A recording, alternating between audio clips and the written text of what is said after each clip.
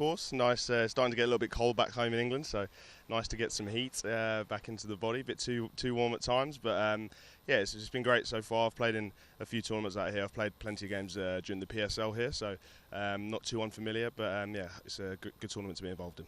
How are you finding the standard of the tournament thus far, with all the overseas players, but particularly all the Afghan locals? To me, anyway, it seems pretty high standard. Yeah, it's been really good so far. I think tournaments like this, they're really important and really good for the local guys in particular, because for a lot of these guys, this will be the highest level of competition they've played in. So as overseas players, if within our teams we can help the local guys as much as we can, that'll help them, and yeah, it's great exposure for the local guys in particular. Okay, your travails with your back are well documented. How's it going? And are you getting enough rest? Are you getting through it? Have you still got plenty of time left in you? Yeah. So my back's been pretty good for a while now. Since I've only been playing T20s, my back's been good. Unfortunately, put an end to me playing the longer forms. But T20 has been all good. Obviously, you still pick up injuries as fast bowlers do. I've been a bit sick the last few days as well, but those things can't be helped. But yeah, I'm confident that I'll have a good few years left in me. Good. Just a quick one on these wickets. What do you think of as a bowler? What is your game plan, just quickly, as to how to get a batsman out or supposedly contain as well? Yeah, it's tough here. The boundaries have been brought in a little bit as well. I think the day and night games are very different. The night games, if you're bowling second in these games and then playing in the evening games, it skids on a lot more. It maybe holds a little bit more, grips a bit more if you're bowling first in the day game. So that's a bit more beneficial and slower for your slower balls. But it's tough, especially on this side we're playing now, where there's the small boundary. So you got to first of all accept that you're going to go for boundaries. You can't get too down on yourself. You can't get too upset. But 2020 cricket, you've always got a chance to make a difference. So you've got to focus on the next ball. You guys need a victory. Good luck for today. Thank you very much. Well, thank you, Alistair. Making a few good points to Mal Mills. One, of course, the pitches here in Sharjah, very batting friendly, and a little indication that he's not 100% to Mal Mills. That was a quick look at what happened to Kandahar. They went down in their 2 matches so far, so they are a team in trouble. But Kabul, well, in contrast, of course, doing very well indeed. Their first match, they chased 218. Who would have thought? What a rollicking start. And the previous match, here's the man who got the first century of the Gulbahar Afghanistan Premier League powered by Fog. So well done, Hazrat. We're all very proud of you. And we'll take a quick look at who we can talk to. I think Alistair Campbell is with one of the Kabul players. Well, alongside me, Laurie Evans, a bloke that's having quite a good tournament thus far. Enjoying the wickets here? Yeah, that first night was probably one of the best wickets I've played on. Certainly, with the size of the boundaries, it made that target probably somewhere just above par. We probably said 200 was about par. So yeah, I've loved it. It's been a great tournament so far, and I mean, obviously today will be completely different. In the middle afternoon, in the heat. So just got to adapt as best we can. Okay, let's talk about playing. This will be your first game in the afternoon. What have you talked about doing things a bit differently, or are you just trying to do the same thing and stick to the same game plans? Yeah, I always just try and adapt as much as I can. I play the situation, I play the wicket, I play the bowlers. Don't try and think about it too much. Have my ideas about what I'm going to try and do, and we obviously know there's stats out there to sort of see what a good score is, etc., etc. But we're just going to, hopefully play our best game, and that'll be good enough. Okay, I mean, Sussex this season got into the finals as well. Rashid Khan, your captain here, played for Sussex as well. Was he influential in getting you into his side? Probably, but I heard that maybe one other side wanted me as well, so that was nice, just for my personal confidence. But yeah, obviously Rash has been great, and he's got the guys together, and he's integrated the overseas with the sort of the Afghanistan locals really well, and they're a great bunch. And he's one of the most fierce competitors I've ever come across. Good luck for today. Thank you. Thanks again, Alistair. Laurie Evans, the kind of tournament he's had here, well, every team would be happy to have Mr. Evans.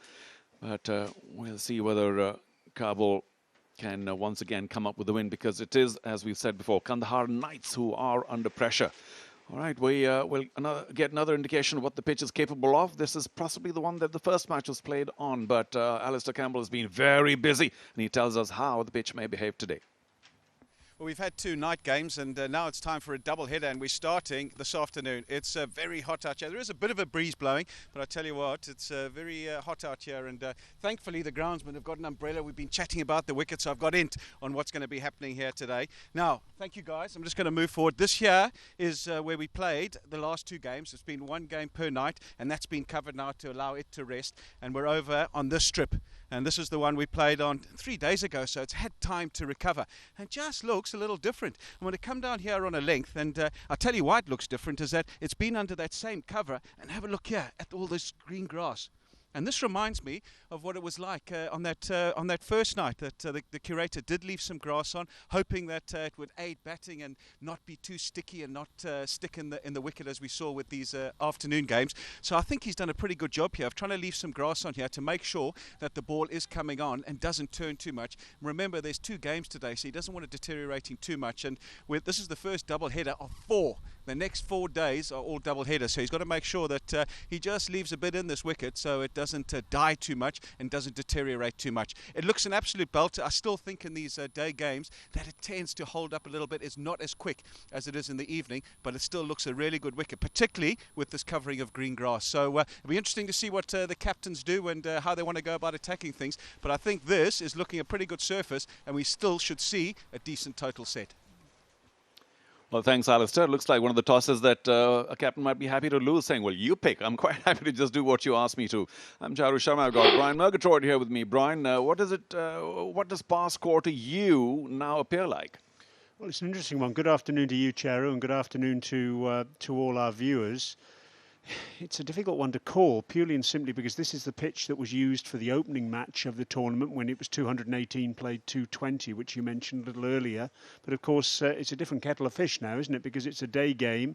Dew is not going to be a factor. A little bit of grass on the surface, so the carry should be decent. The ball should come onto the bat, we hope.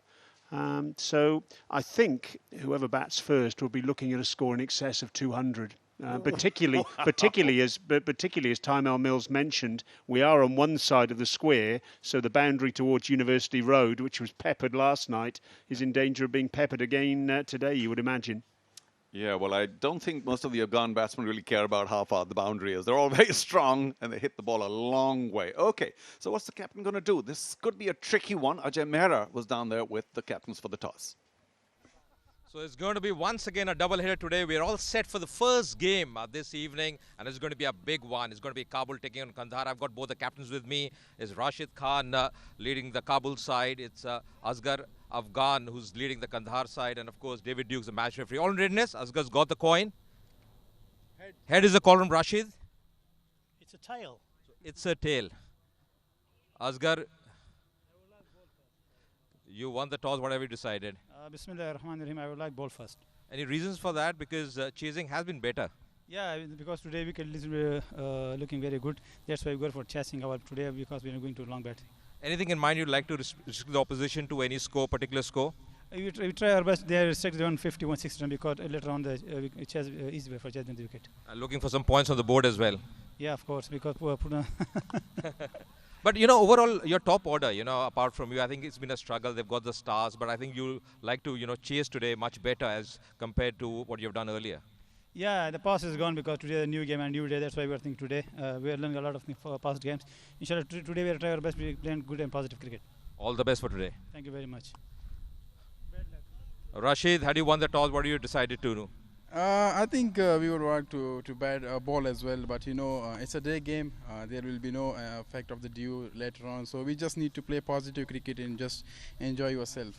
Any particular target you have in mind? Any particular score you have in mind? You can't say anything because these tracks are, you know, totally different. Sometimes 160 is a good total, sometimes 200 comes very low total. So we just need to play according to the condition. We just need to play just with the condition as soon as possible and play positive cricket, and let's see whatever the result is. Well, I think the big positive for your side has been the top order. You know, the way they've performed. Hazratullah in the last game was special. Luke Ronchi as well. So top order has done really well.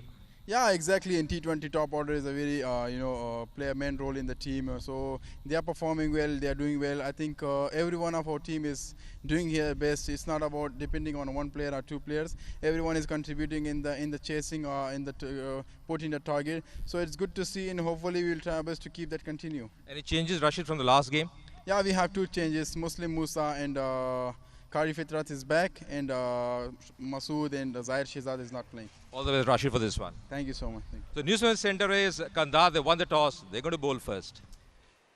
Thank you, Ajay. I'm just a shade surprised, Murgas, because it's still very good for batting, and it just looks like a slightly negative decision, or should we say a conservative decision here. But that's Kabul Zwanan.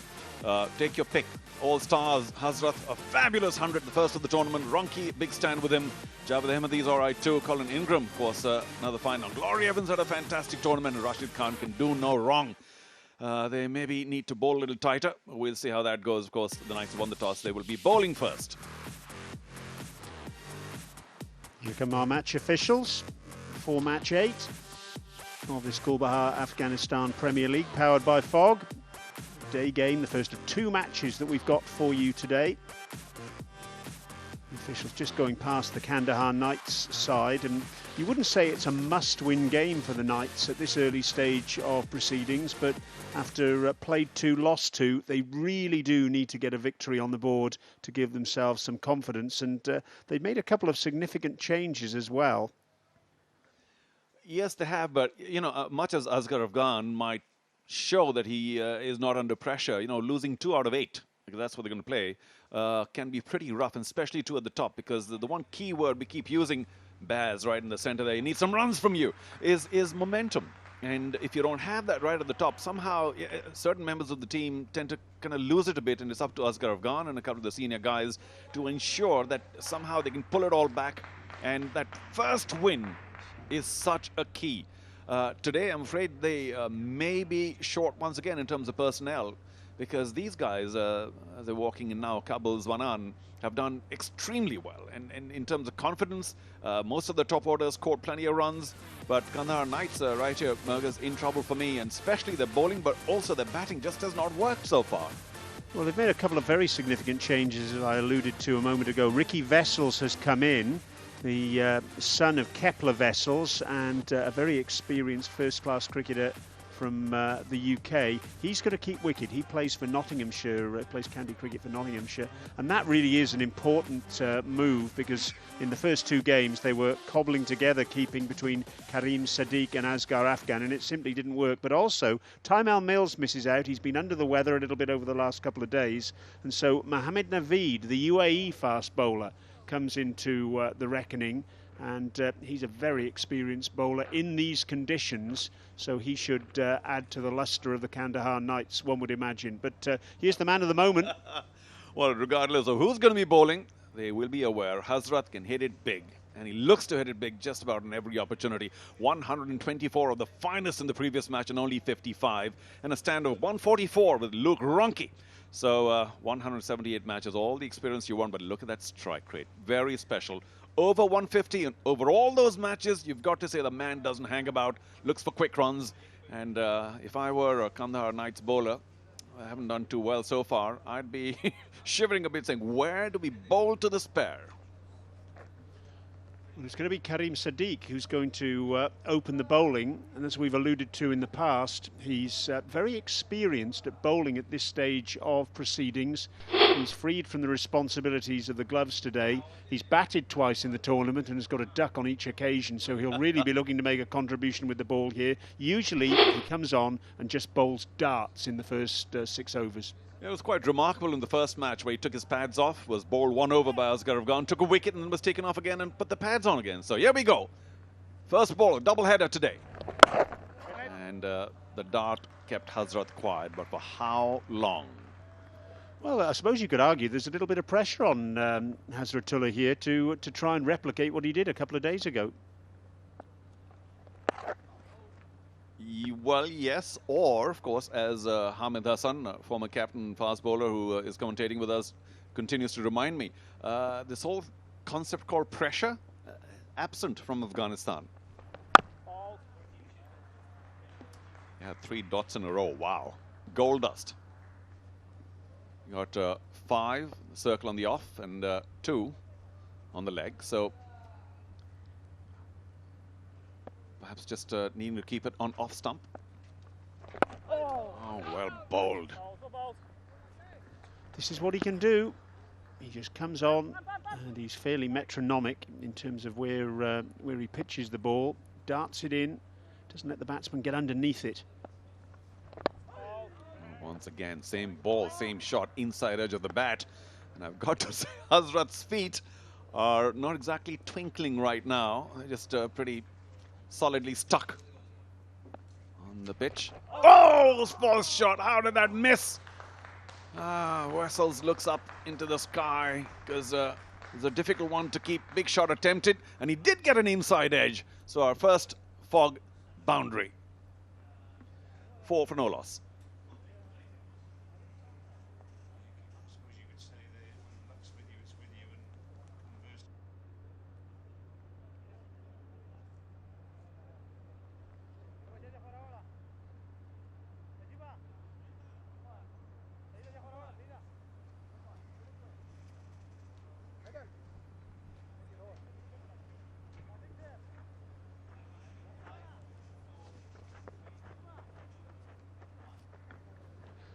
Well, when the luck's with you, it's with you, and when it's against you, it's very much against you. That could so easily have been a wicket for the winless Kandahar. It wasn't. It was 4 runs for the man who got 100 in the last game, Hazratullah. Now it's Mohammed Naveed coming on for the second over, bowling from the Sharjah club end. Let's have a look at that previous delivery. Yeah, pretty healthy inside edge, so no chance for the keeper, that's for sure. It was angling down towards leg, so even had he missed, it may not have hit the stumps, but Sadiq thought he had his man so close. But no reward. First appearance of the tournament then for Mohammed Naveed in place of Tymel Mills, 31-year-old quick bowler.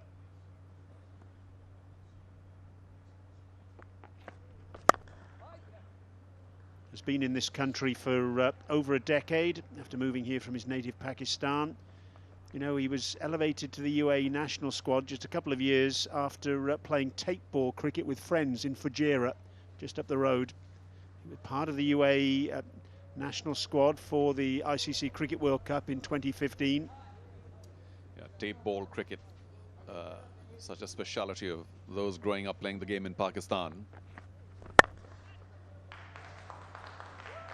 Width, and Luke Ronke takes advantage. He spent some time at the crease in that last match and needed to. And let's see what sort of form he can offer today.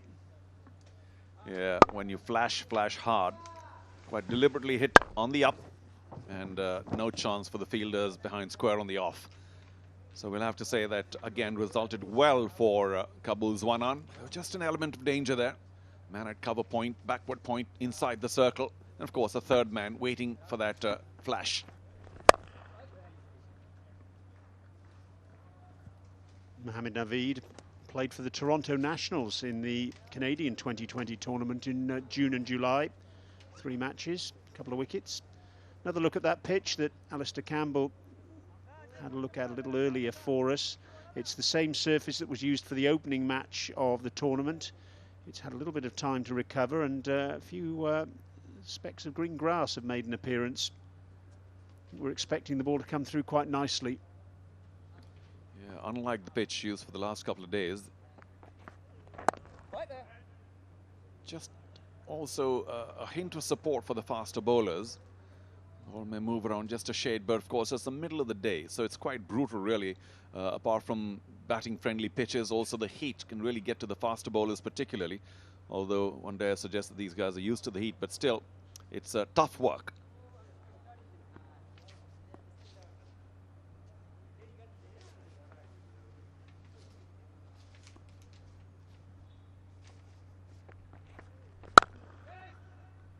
Nicely timed by Ronke, just the single. Brendan McCullum at mid-off. Mohammed Naveed recently picked up 11 wickets in the Asia Cup qualifier that was played in Kuala Lumpur in August and September of 2018. Of course, the UAE missed out on a place in that Asia Cup, losing out in the final to Hong Kong in the qualifier. So Mohammed Naveed not getting an opportunity on that occasion to showcase his skills to a wider audience.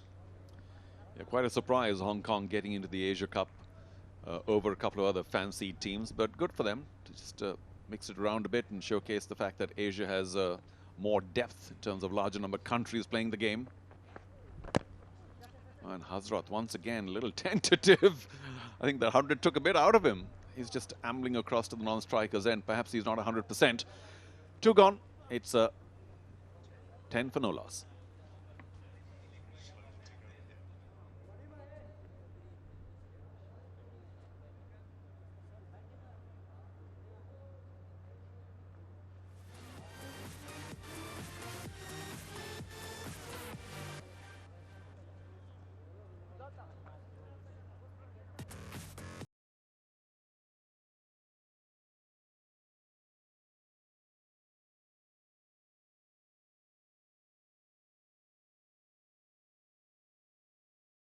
Retaining their 4 overseas players that we've seen in the previous match, but a couple of changes for Kandahar with Mohammed Naveed and also Ricky Vessels coming in as their overseas, or 2 of their overseas pros for this encounter. Just dropping it a shade short, Sadiq on that occasion. Gives a single away, but he has bowled very cleverly. I think it's a big advantage to have Sadiq bowling rather than keeping, because especially against batsmen of the caliber of these 2 here for Kabul, he's done exceedingly well. And remember, this is power play. He's starting for Kandahar Knights, and I think they're onto something special with him. Of course, he may go for many still, but even an over and a half, he's done very well, because we know that Hazrat was looking for the big shot all the time, and he was kept so quiet by Sadiq.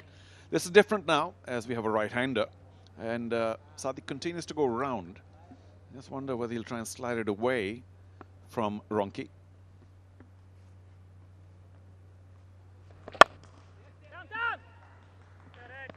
Well fielded. Very good work at mid-off. Jamal there. Yeah, Karim Sadiq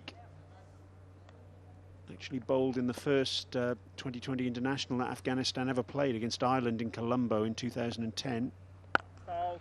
4 overs, 2 for 17. And in Spagiza 2020 action in September 2017 in Kabul, 10 wickets in 7 matches, economy rate 6.1.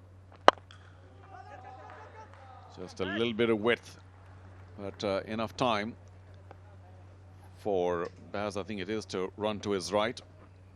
And he's such a fabulous fielder anyway. But it's quite amazing how quiet Sadiq has managed to keep Hazratullah, who's kind of almost looking terrified at the crease against Sadiq.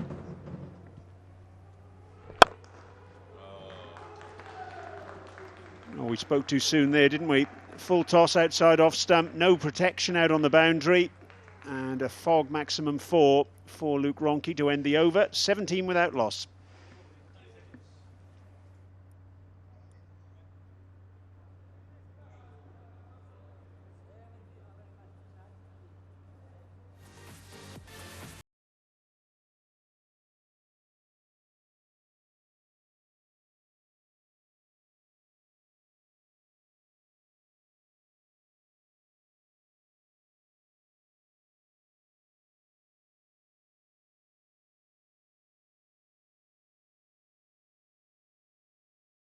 Abdullah 124 and 55, and now 7 from 11. Of course, it can change pretty rapidly, but for now we'll have to say Ronchi trying to make a move on here.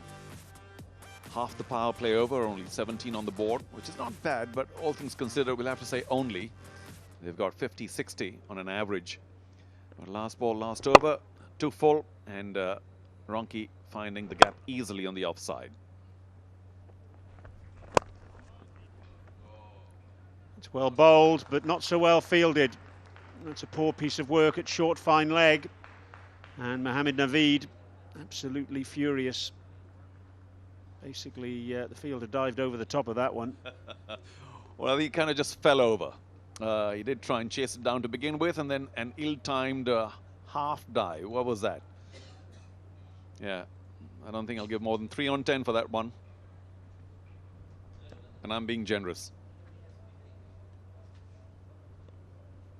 Yeah, that was Hamza Hotak at short, fine leg. Poor work from him. Oh, yes! Great Yorker, fantastic work. Mohammed Naveed breaks through and he's got the big fish. Hazratullah goes. Well, I've got to say, not only was that an exceptional delivery, but Hazratullah has been looking very tentative all match long against Sadiq earlier on, and even here, deceived by one that was full and straight. And that is just exactly how you need to bowl. Of course, very difficult to get that time. And again, we have a little hesitation before Hazrat is asked to leave. There's that delivery again. Perfect. Yeah, big swing of the bat. I think a bit of his boot and the bat did connect with the ball, but altogether too late. Just a perfect Yorker. So let's see whether there is a no ball or not. But I think there has been an indication that it wasn't. It was a fair delivery. And Hazratullah today goes for only 11, 21 for 1.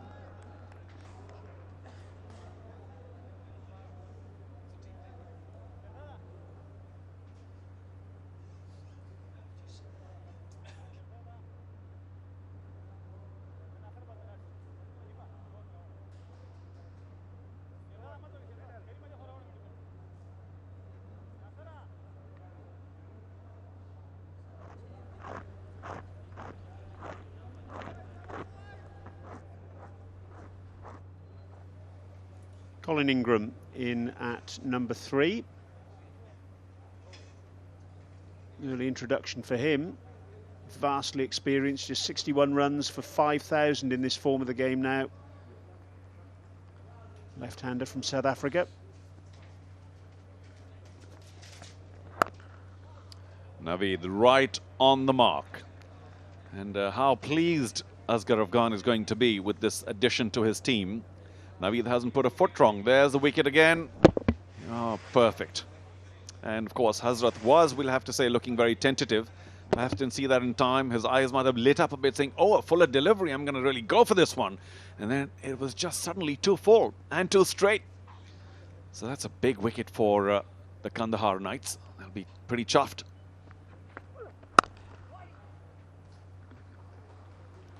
Difficult to say there's pressure on Colin Ingram because he is such a fine white ball player and a fine 2020 player, but he hasn't clicked so far in the tournament. A late arrival, didn't play in the opening game against Paktia, and then just 9 against Bulk and a single against Nangarhar. So I suppose if you're going to be positive about these things, you'd say he's due.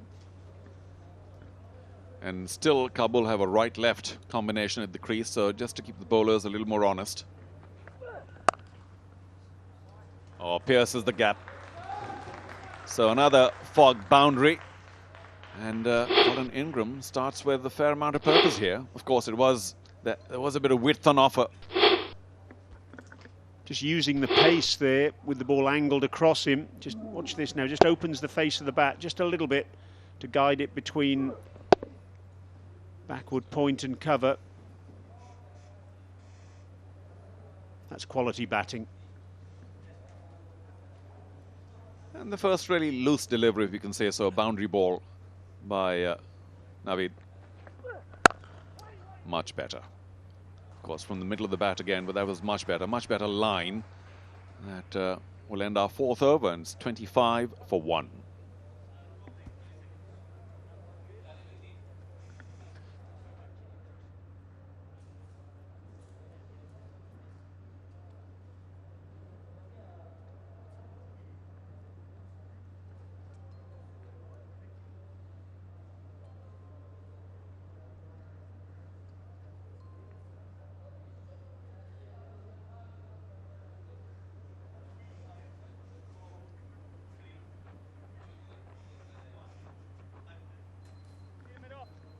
Middle of shot there. Kabir Ali, the coach of Kandahar, former England limited overs bowler.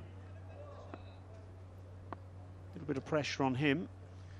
But also, I'm sure he's a slightly happier man getting rid of Hazratullah quickly today. Oh, full. And, oh, was struck hard enough. Just to the right of mid-off. That's another fog maximum. It was tossed up just a bit, and Asghar, not the youngest, was a little late to respond, but it was struck well, we've got to say. It was struck well, very powerfully down the ground by Ronke. Upish, but safe, and he got the desired result.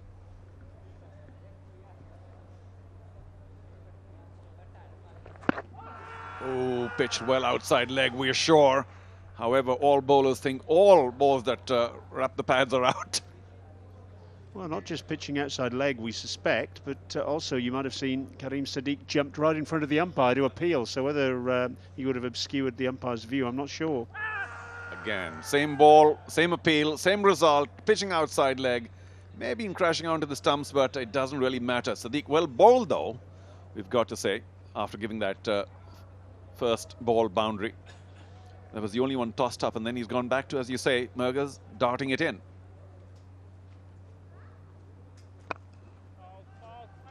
And that's what he may have been trying with that first delivery, to bowl it so full that it was difficult for Ronki to get underneath it. So I'll have to say another very effective over by Sadiq so far. Only 2 balls to go. He's got away with that one, hasn't he? That was a poor ball, short, drifting down the leg side with short, fine leg up in the circle. Ronki will be furious with himself for missing out. Again, full, and oh, this time the skipper able to get to it. Only a single. So well bowled, Sadiq. 3 of his overs gone. 30 for 1 after 5.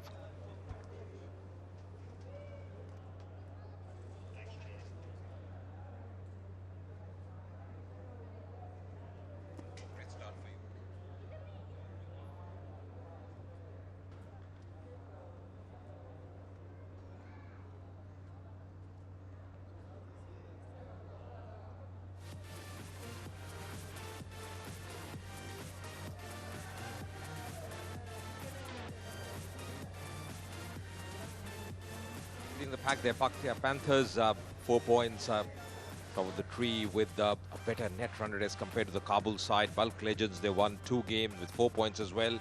Kandahar, well, playing this game, they haven't opened their account so far. So it's going to be a very important game for them, for Asghar Afghan and his side. Remember, the top 4 teams will be qualifying for the playoffs. But so far, Kabul 30 for 1. They lost Hazratullah, who's the man in form, got a brilliant 100 in the last game. A lot of dignitaries, officials of Afghanistan Cricket Board as well. 5 overs gone, 30 for 1 at this stage. With me in the comm box for the first time is Alistair Campbell. Good afternoon. Afternoon, AJ. Afternoon, everybody.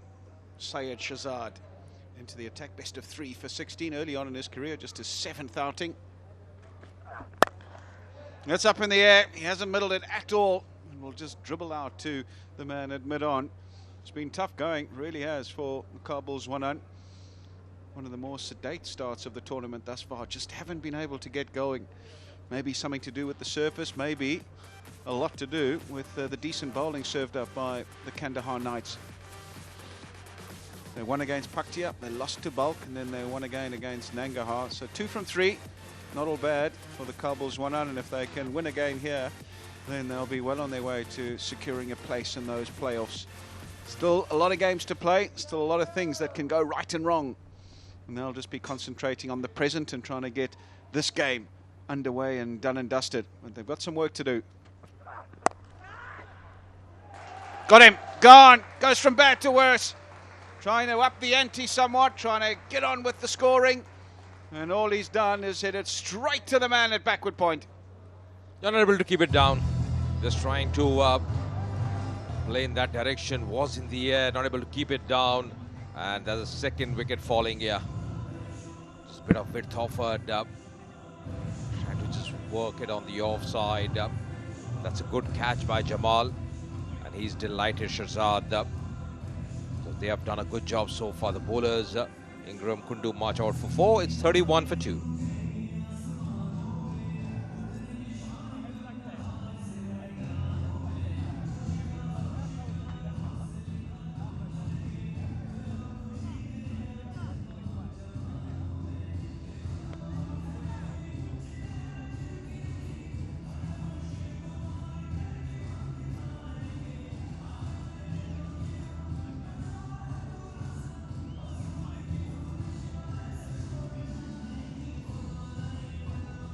Match number 8, not a great start for Kabul, 31 for 2 at this stage. Ahmadi walks in to join Luke Ronki, who's on 16 of 14 deliveries.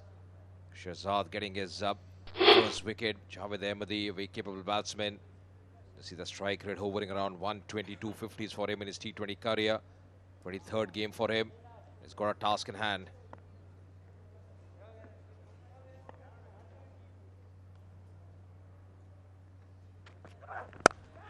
Width on offer, powered away. Up and over, backward point. You can't bowl there, particularly on surfaces such as this. Allowed to free his arms straight away, Javed Ahmadi, and takes full toll. Yeah, that's the area where he's very strong. That's his forte. As you mentioned, just getting a bit of room there, just freeing his arms. First delivery, getting a boundary that will add to his confidence. Was in the air, but wide of the field, intentional. Not very happy after that wicket. Should be bowling within the stumps here, just seeing the surface. Looks to be a very good one, conducive one for batting. Banging in short, trying a few things wide, the call from the umpire. It's been a mixed over so far. He's got the big wicket of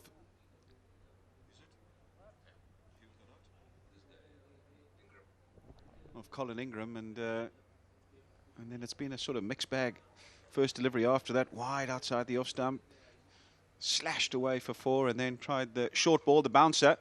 It was a wide, but indication there of some decent carry as well. Keeper taking it above his head. It didn't dip on its way through, so seems to be a bit of pace in this wicket as well.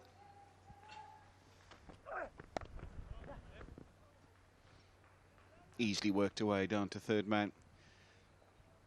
It hasn't been the power play they would have wanted. The Kabul Zwanan. 2 balls remaining, 37 for 2. Probably 10 or 15 runs shy of where they would have liked to have been. That's Hazratullah after his heroics the other night. And well, that's the big fish.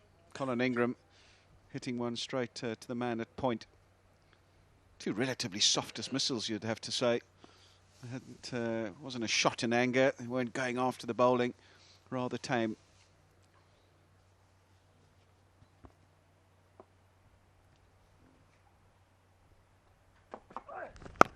Yeah, for Kandahar is going to be imperative they keep the pressure going because they've done well. They picked up 2 wickets in the power play.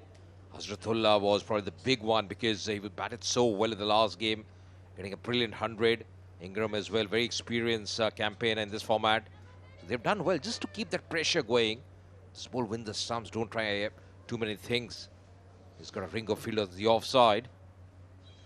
The lowest score on the power play to date, 37 for 3, and that was the Nangarhar Leopards against Paktia. So this is on par runs-wise, but they're a wicket to the good. Yes. And they'll take a single, so they'll eclipse the lowest score by 1. End of 6, power play over, 38 for 2.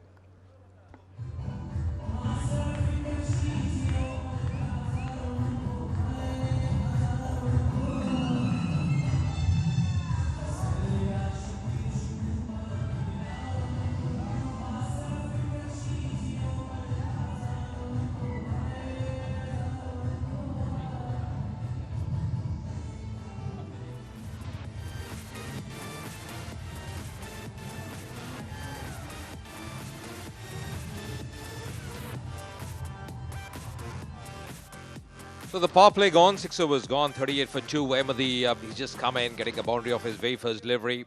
Luke Ronchi will be the man on strike. Going to be a Hotak now coming on. Bowled really well in the last game, Hotak. Amir Hamza Hotak, experienced campaigner. That's played well along the carpet and the deep. We'll just settle for 1. Let's go down to Hamid Hassan. One of the finest all-rounder for Kabul Zwanan, Muslim Musa, here with me.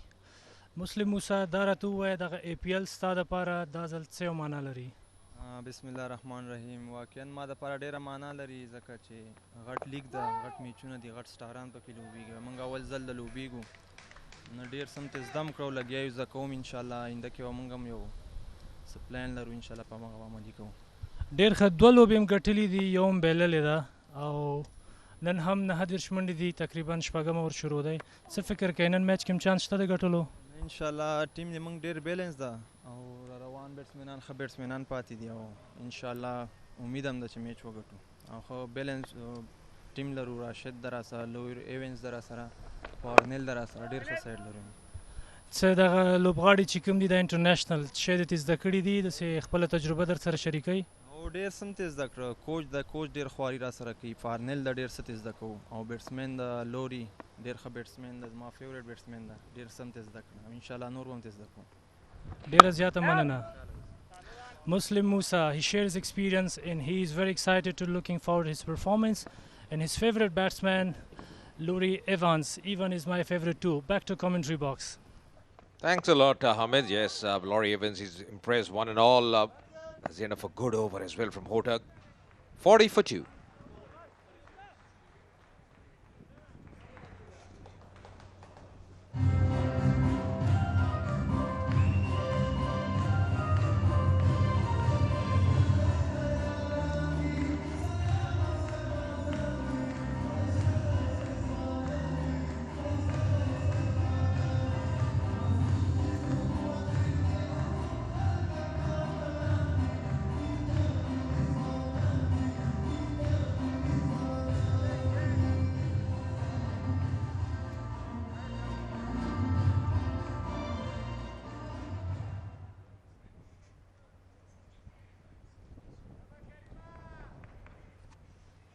So 7 overs gone, 40 for 2. Ahmadi on 6, Luke Ronchi on 18. They've done a good job so far. Kandahar, Asghar Afghan should be happy.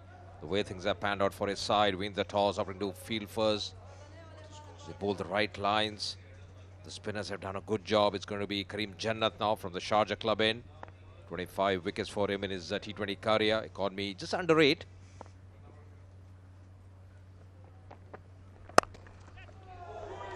Oh, he's dropped him. It was a tough chance. Just seemed to burst through the hands. Didn't get them up high enough, up quickly enough, and up solidly enough. Paul Sterling it is at backward point. And you'd have to say that that goes down, not as a half chance, but a full-blown chance. Yeah, you're right, and he's a good fielder as well. Fielding that area, the point region.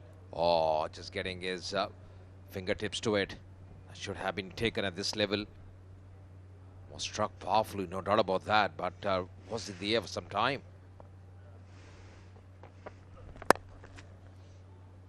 Again, slashed away to third man, just the single on this occasion. I'm sure everybody's been playing the Fantasy League, www.myteam11.com. And you go there to create your own fantasy team, test your skills and win big with real cash as well. So make sure that you're on there, making sure you're getting the right people in your side, the guys that are doing well in the tournament thus far. And if you do that and pick right, you're going to win very big and, like I said, real cash as well. I'm sure, Lister, you're playing. And you got a few people like Hazratullah in your lineup who've done really well so far. I'm very poor at team selection. Don't bank on anything I say, especially if there's cash involved. You'll lose plenty rather than win. Luke Ronchi needs a few runs. It's all very well coming into the tournament if you get a couple of low scores, but when they start to build up and you're the overseas professional, pressure starts to build as well. Oh, it's gone all the way. Fog maximum, much needed. It was short from Jannat. And he was able to get it up and over and muscle it over square leg. That's a Spagiza. What a shot there. Terrific. Just rocking back. More of a jab than a pull shot. But picked it up very early. Gets into a good position. Using the depth of the crease. Good effect. And getting the result he wanted. In fact, that's the first 6 coming. 50 up as well for the Kabul side in the 8th over. It's taken a bit of time. This has been expensive over.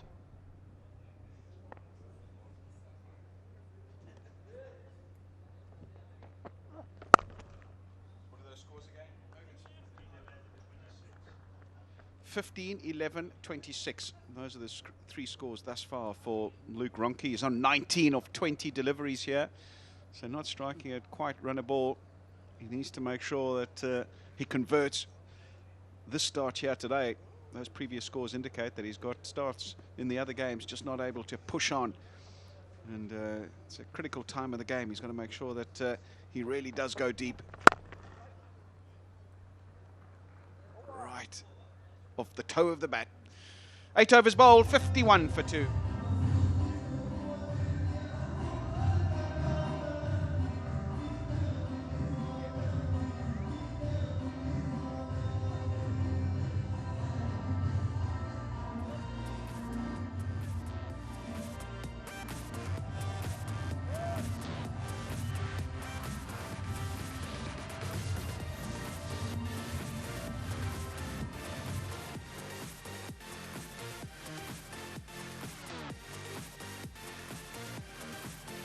The Gul Bahar Afghanistan Premier League 2018 going all over the world. Yes, you can catch it on Haryana Television Network. Of course, a lot of people would be falling back in Afghanistan. Oh, that's some width off it, but what a shot. Terrific. With the turn there. Ahmadi looking in great touch. Maximum. Shot of the day so far. No doubt about that. Lovely piece of timing. Straight over the man at mid-off. No problems with the strike. No problems with finding the middle of the bat. Spagiza. He played a delightful stroke in the previous over, helping one off his hips on this occasion, giving himself a bit of room and hitting it over mid-off. Catch! It's come back for 2. Mid-off is pretty wide, not in the orthodox position. Is pretty wide, and he's got that straight enough for Luke Ronchi to have no problems in coming back for the second. Just provided that impetus that was required in this innings because the going wasn't great. Ahmadi has been very positive. So this time he's come in, very busy player. Loves to work the ball around, play those big shots as well. 25 of 12, that's exactly what Kabul were looking for at this stage from him. Yeah, they needed someone to come in and just up the ante a little bit. They needed to score a few boundaries. Just takes a bit of pressure off Luke Ronchi as well, because both players had been playing in the same fashion, and they would be getting a bit antsy and having to play some shots, maybe take a few risks. But at this stage, Ronchi can continue just doing what he's doing for the meantime anyway. 10 off the over, still 2 remaining. Yeah, this partnership as well building. That's good sign for the Kabul side. 31 for 2 at one stage. They've done well. That's in the air. That's in the air. Man coming underneath. Oh, missing that one. They've drawn a few chances. Wasn't a tough one, but conceding a 4 in the bargain. Dear oh dear. Syed Shahzad, what are you doing, young man? It was up in the air for a long time, but insofar as outfield catches are concerned, you've got to be doing better than this. It's gone straight through the hands. And to add insult to injury, it's gone for 4 as well. You cannot be spurning opportunities like that too often. And that's gone for 4. That's not what you want if you're a Kandahar Knights supporter or indeed a fielder out there. Boundary to end the over, 9 bowls, 69 for 2.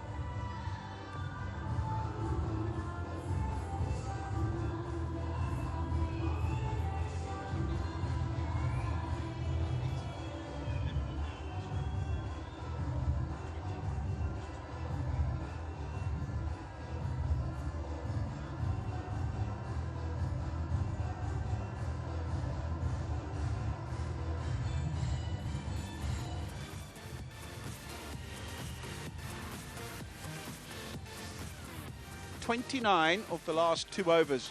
They desperately needed a kickstart to their innings with the Kabul Zwanan, and well, Javed Amali, that man, has managed to get it done for them. 33 of just 14 deliveries, including in the last over a reprieve, a let-off. Should have been out, should have been gone, should have been taken. Shahzad on the boundary had a long time to get in the right position, to place himself properly. There was a top edge. It was right on the boundary edge, but these have to be taken. That didn't have to move much, just really shoddy work out there. That should have been taken. Shahzad did such a good job with the ball. And after that, the boundary coming of the last delivery. Oh, that's great timing. Brilliant timing. Sublime one. Getting a 4 as well. Now Luke Ronchi coming to the act. Walk boundary once again. Oh, that went like a rocket. It really did. He came down the wicket, so he had the momentum with him, and then kept the wrists and the bat going through the ball superbly well. That's how you get timing. Don't break those wrists. Keep it going through the ball. And I tell you what, it was only 5 yards away from the man out on the boundary. He didn't have a chance. That's good stuff. Paul Sterling out there. Missed opportunity early on. But really, the momentum in this format can change very quickly. That's exactly what's happened here. Kabul suddenly looking for a big score once again. Was struggling at 31 for 2 at one stage. But this partnership worth 43.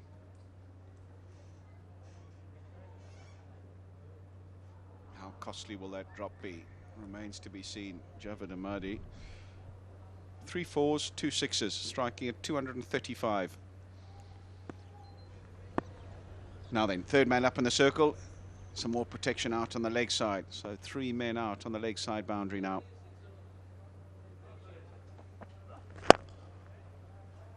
That's in the gap. A thought of 2, but Javed Ahmadi not really running as hard as maybe he should have been doing to the striker's end and coming back to the danger end. He was happy to just take 1. I think you saw it was Brendan McCullum. Discretion being the better part of valour and all that. Yeah, you're right, because he's so swift. He's got such a good arm as well, Brendan McCullum. Normally patrols that area at long on. Saw him earlier as well. In the long on region. He's so agile. Once again, just chipping it. They've done well. They're rotating the strike, making the scoreboard tick all the time, which is so very important.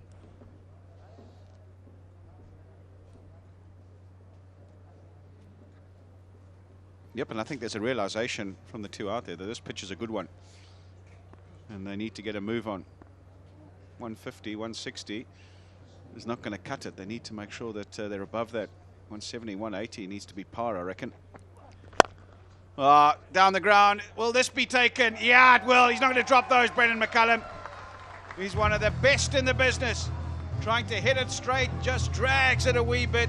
And Brendan McCullum, quick as a whippet, across the ground and makes the catch. Excellent effort that, and a much needed breakthrough for the Kandahar Knights. Covers the ground so quickly. Just mentioned about him, his agility. Absolutely fantastic catch. Just playing in the air. Was in the air. The ball was dipping. Eyes on the ball. Brilliant take by Brendan McCullum. This is what he's done time and again. And Jannat rewarded. Not a great shot attempted. A soft dismissal there for Luke Ronke. Getting a start out for 25. It's 76 for 3.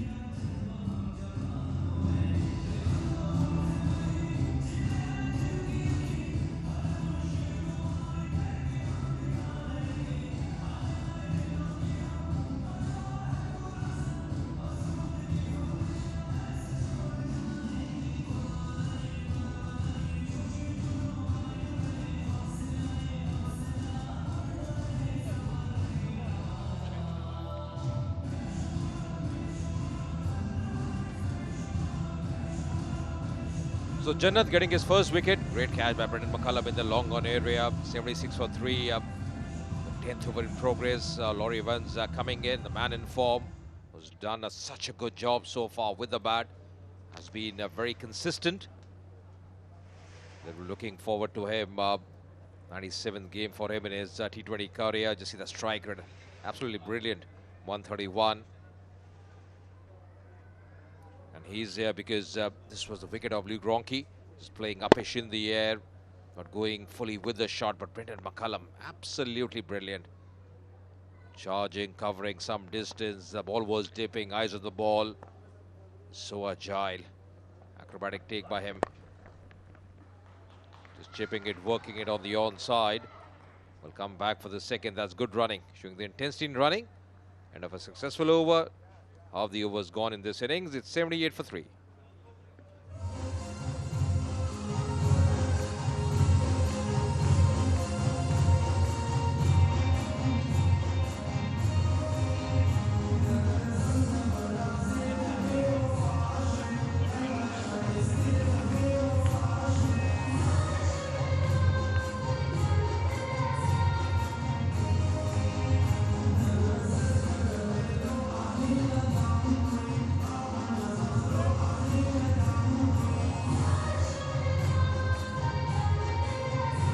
match quite nicely poised at the moment.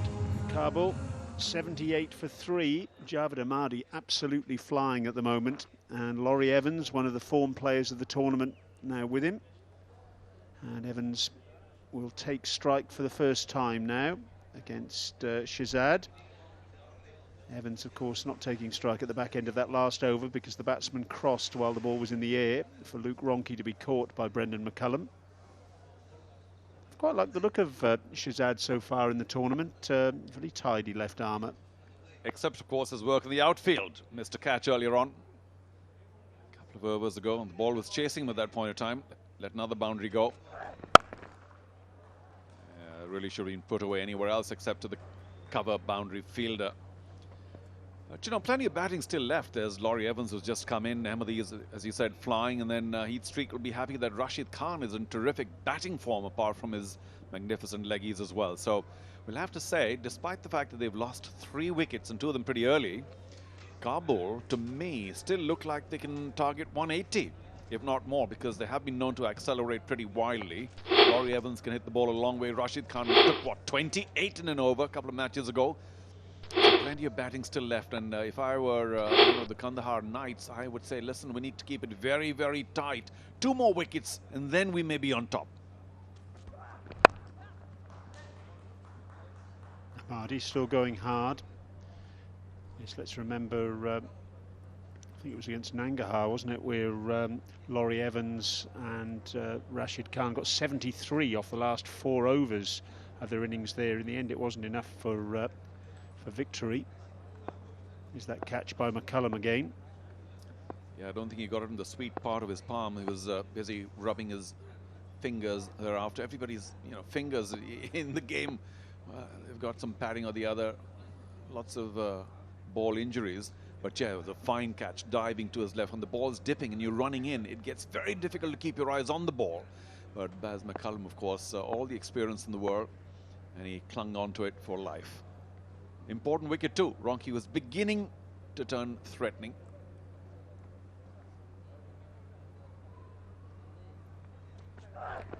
Yeah, that partnership between Evans and Rashid Khan was actually against Bulk in their second match.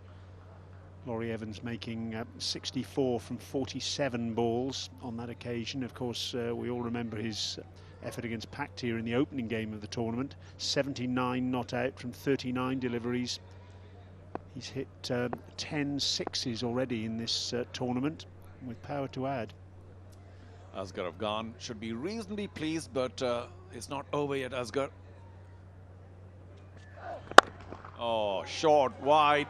Put away very handsomely. That's the way to do it. Laurie Evans, form player, latched onto that, understood the length quickly enough, and played that deliberately up in the air, over extra cover.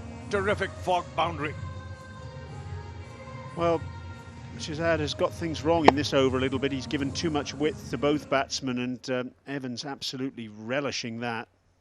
Goodness me, he hit that ball hard.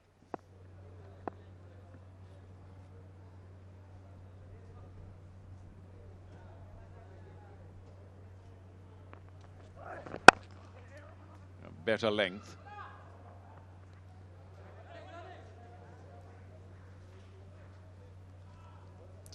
Yeah, I still think that having opted to bowl first, things haven't worked out fabulously for the Kandahar Knights. That's Laurie Evans earlier on against Nangarhar. Balk, beg your pardon. Fabulous. That strike rate. And of course his career strike rate also near the 150 mark. Sparkling form. Really was some of the best entertainment of the tournament so far, his partnership with Rashid Khan. Wonderful stuff, unless you're a bulk bowler. Oh yes, again, right length, good line. Shahzad on a bit of a comeback after that loose delivery. 11 gone, 85 for 3.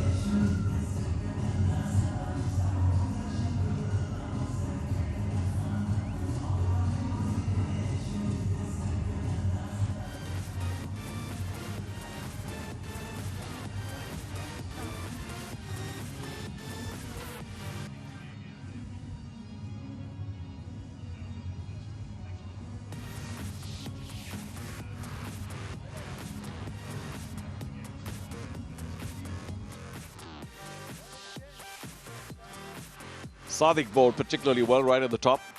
Very clever. Naveed too picked up a wicket. Only Hotak and Janat of late have been giving a few more. That's because the batsmen in there are looking to push things along a bit. Only 2 extras. So we'll have to say overall a pretty good bowling performance by the Kandahar Knights. And now Hotak comes in having given 20. He's got right-handers in there. So lefty orthodox ought to, at least the captain should expect him to keep things quiet relatively. Well, he has kept things relatively quiet in the tournament so far as a whole. 4 overs, 1 for 27 against Nangarhar, and that included him opening the bowling. And against Balk, 4 overs, 1 maiden, 1 for 23. And I'm pretty sure that's the only maiden we've had in the tournament so far. Yep, that was special. Down. A brave shot, making room, Ahmadi. The thing with Hamza Hotak is he's bowled in 2 styles, hasn't he, in the tournament so far? When he's bowled in the power play, we've seen him run in and just bowl darts, basically. And then later on, he's really tried to turn the ball.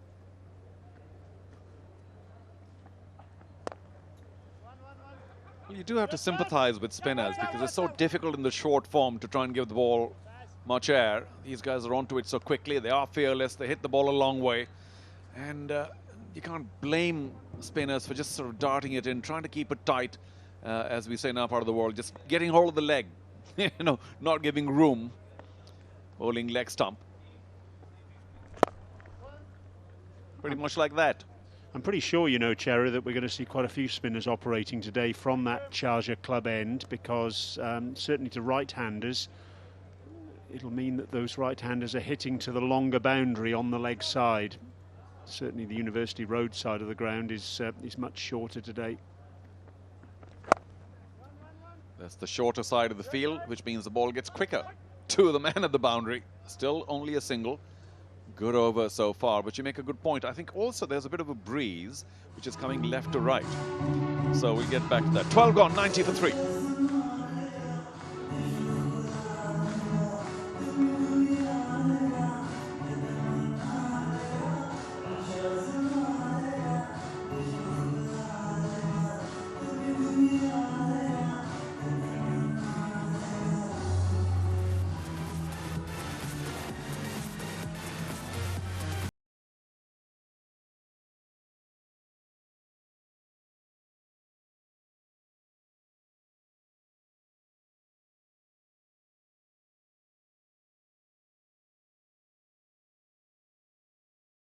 I wonder if that's going to be enough.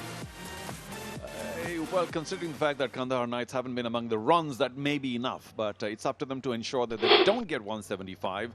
I'm guessing that 160 is a score that Kandahar Knights will go into the dugout saying, yeah, I think we can get it. Anything more could be tough. Up in the sky, that's going to be a Spagiza. Nothing very wrong with that delivery, but he lashed onto that very quickly. Did Evans? I mean, know that he's seeing the ball very well. Special shot, that. 6 number 11 for Laurie Evans in the tournament, and again what we were talking about in that last over, hitting towards the shorter side of the ground. Fearless blow, really. There was a long on and a deep wide mid-wicket in position, but he wasn't bothered about that. All he was interested in was clearing the boundary rope, which is exactly what he did there. You know, one wonders about the ability to take a decision, because that ball might have just been patted into the offside for a single, and when the batsman decides I'm going to go for it, it can go for a 6 as well. So it's all just decision making, really. It wasn't such a bad delivery at all. It wasn't that short, but Laurie Evans did see it very quickly and decided to go through with it. Oh, could have easily edged that. At pace this time, Shirzad, slightly shorter. You might argue that had it caught the outside edge, it would have flown over perhaps third man. Nobody at the boundary, behind square on the off. So a short ball outside off stump could be dangerous because there's no cover there. They're just slightly late on it, I think, because beaten by that extra pace by Shirzad.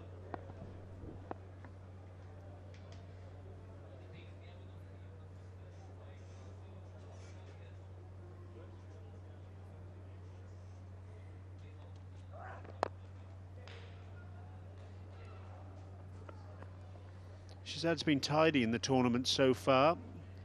Identical bowling figures in the two previous matches against Nangarhar and Bulk. 4 overs, 1 for 30. As part of Afghanistan's squad for the one-day international series in Ireland in August of this year. Well, I wonder what extra Ricky Wessels brings in terms of runs, because the keeping has certainly been pretty efficient, and Asghar Afghan hasn't had to double up. Sadiq's bowled very well, so I'm glad that he's not keeping for Kandahar Knights. But does Wessels add a few more runs? That's the key, because that's where they've been really short, Kandahar Knights. Out. Caught at extra cover. That's the captain, I think, getting his hands to that one indeed. Asghar Afghan. A rather soft dismissal in the end, you have to say, for Javed Ahmadi. Didn't time it at all. Width was provided, but a complete miscue. And right on the edge of the circle, Asghar Afghan scooped it up. So a 4th wicket for Kandahar. You'll see it catch the outside half of the bat and virtually straight to Asghar Afghan. A couple of steps to his left. The ball was dropping because it wasn't hit at all well. And Asghar Afghan, such a terrific cricketer, make no mistake, unlike Shirzad in the field. But of course, for his efforts, Shirzad does pick up a wicket. Javed Ahmadi, a big one. 97 for 4 as he goes for 39.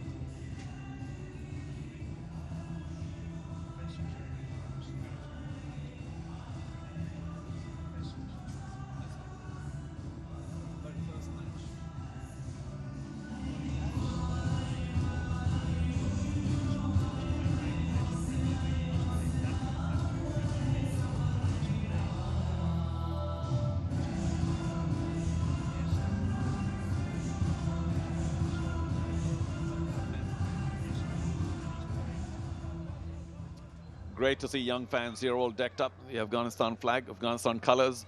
I hope you guys are enjoying it. And of course, not just our young friends here, but around the world as well. You're watching the Gul Bahar Afghanistan Premier League powered by FOG. We are certainly having a great time as Shahidullah now comes in for Kabul Zwanan. 4 down, lots of work still to be done. And that's how Ahmadi perished.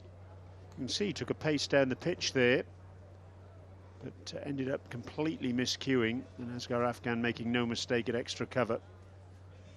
Important wicket, and Shahidullah coming in at number 6. He's been in reasonable touch in the tournament so far.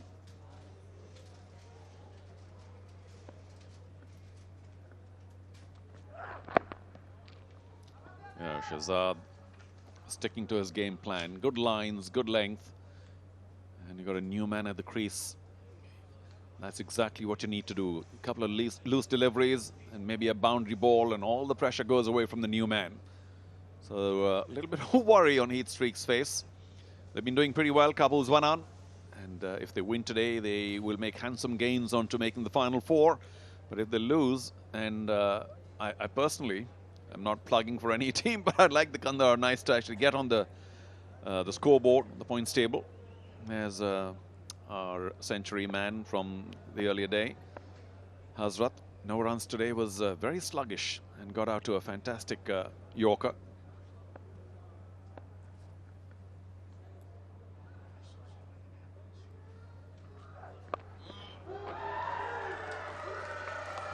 It's gone all the way. It's a maximum, a FOG maximum, bringing up the 100 for Kabul. Free hit, really, the ball down the leg side, a full toss, end of the over, 13 gone, 103 for 4.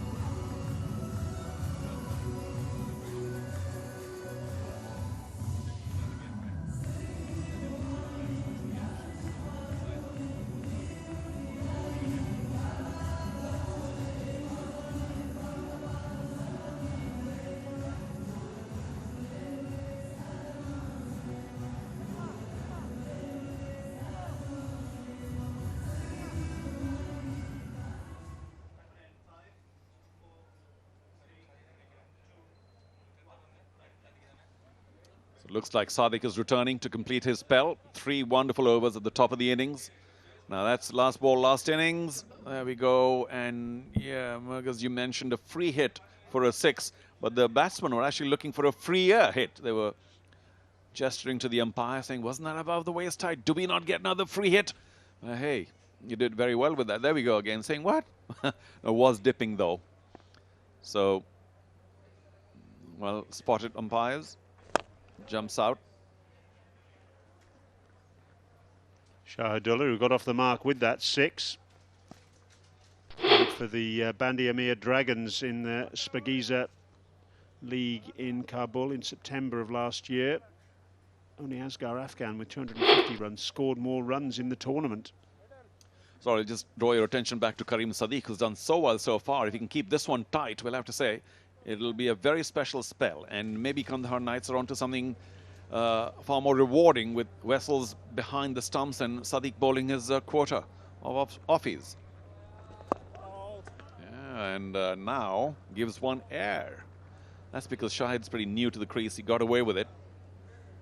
We've mentioned already how effective Karim Sadiq can be with the ball, and he's only emphasising that point with this spell. And ultimately, you'd have to say that him being used as keeper has been a little bit of a waste in the first couple of matches. They've needed to bring another keeper in, and Ricky Wessels has filled the role. Oh, clever. Shahidullah gave him the charge, and we'll have to presume that Sadiq saw that, dropped it a little shorter, and Shahid had to check his shot. So Wessels, according to you, of course, does bring a lot of batting flavour as well, which is great for Kandahar Knights. And of course, the keeping and the options, and Sadiq going in bowling now.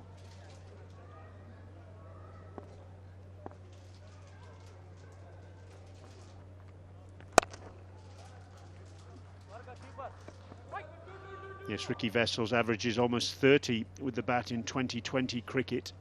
Plays his first-class cricket for Nottinghamshire, but he's also got a lot of subcontinental experience. He's played in Bangladesh, he's played in Sri Lanka, he's played in the PSL as well for Peshawar. So he knows what he's doing in these conditions. Oh, that might well go for a boundary. Big chase there, but he was far too wide as a cover sweeper. Might have actually done better with a dive at point. Wasn't to be. Last ball going for 4. 14 gone, 110 for 4.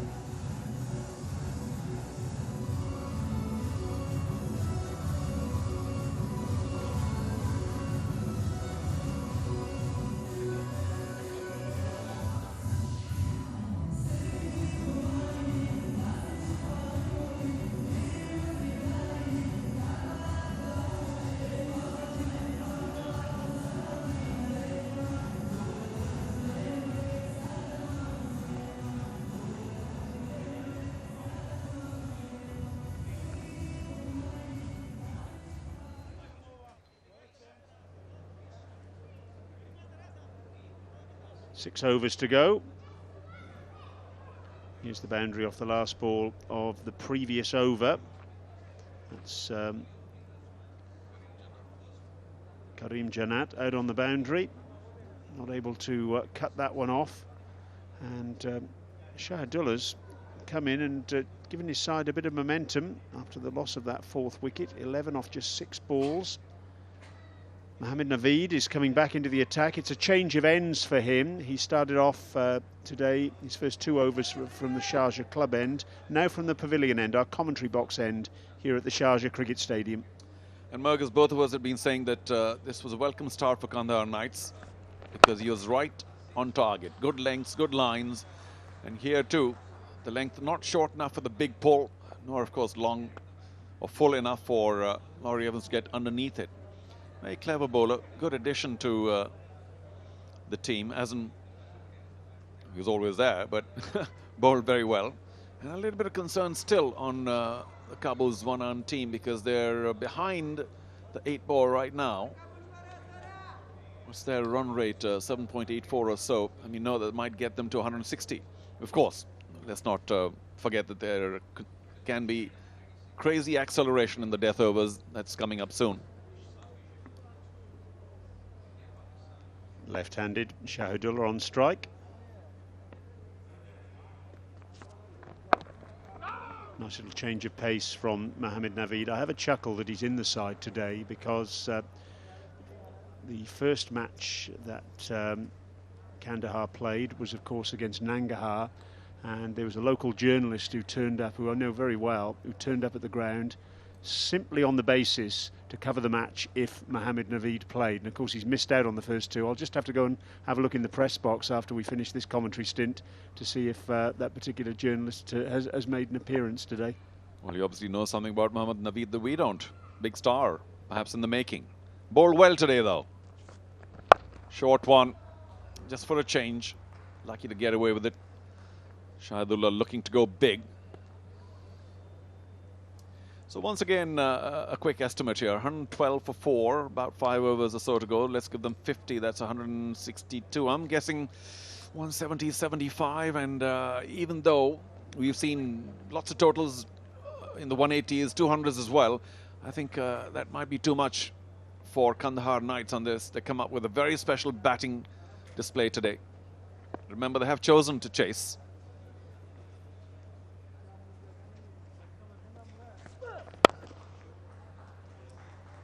Again, right on target, Mohammed Naveed. Well bowled.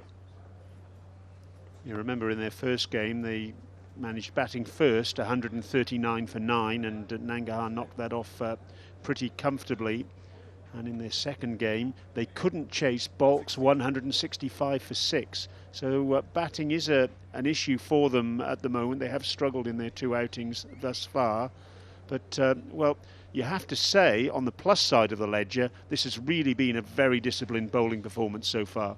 Yeah, without question. Very good performance in the field, barring a catch or two that was missed earlier on.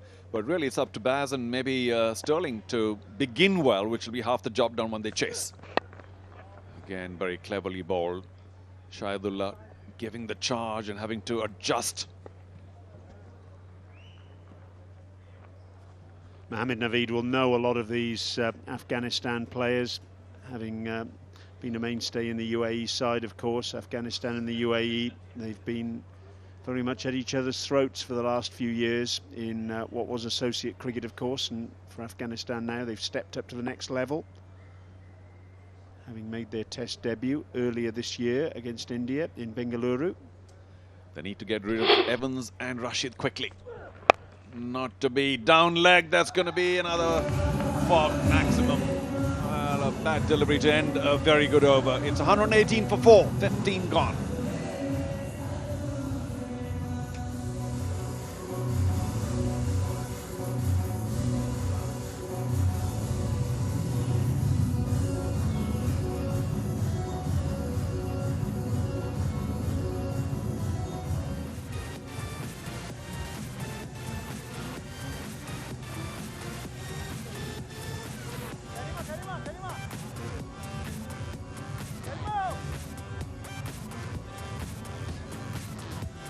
$118 for 4, 5 overs remaining. Laurie Evans, 2,000 T20 runs for him. So a great milestone achieved here in Sharjah, 24 of 16, and he's looking good. And they're going to need him to bat all the way to the end, try and find the boundary for them to get a good score here.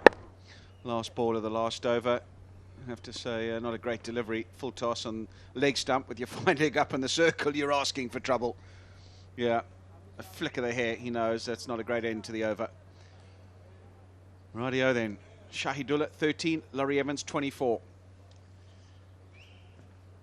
In the last 30 balls, they've only scored 40 runs. Have Kabul lost the 1 wicket as well. They're going to need to up the scoring rate now. Nothing you can do about that. Top delivery. They have to be on the money in these last few overs. The Kandahar Knights bowlers, Yorkers such as that, change of pace, making sure they're concentrating every delivery. Something that the man alongside me, Hamid Hassan, used to do on a regular basis, or did you? Oh, definitely I have to bowl here. Only Yorkers and change of pace. If I was a bowler, I do not give any width. A batsman like Laurie Evans and Shahidullah, he can hit hard. Down the wicket for 1 runs. Shahidullah, he's a capable batsman, he can hit.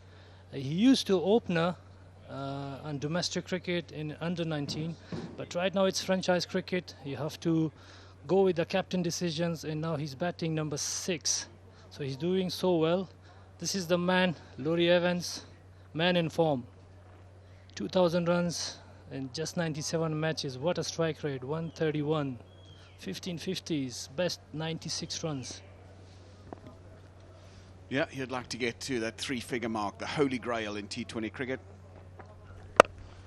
Where he bats, though, in the middle order, you have to go some to get 100. It's normally the place for number 1, 2 and 3. That's where the hundreds are scored, because you just run out of balls. If you bat any lower down, you're having to play little cameos. I have to say this is very brilliant bowling from Kandahar. Wicket like this, 120 runs, over number 16. But they will be looking only one wicket, the wicket of Laurie Evans. After that is only Rashid Arman. If they get a wicket of him, maybe they can restrict him before 160 runs. If he is in the crease, then he's unstoppable in last 4 overs.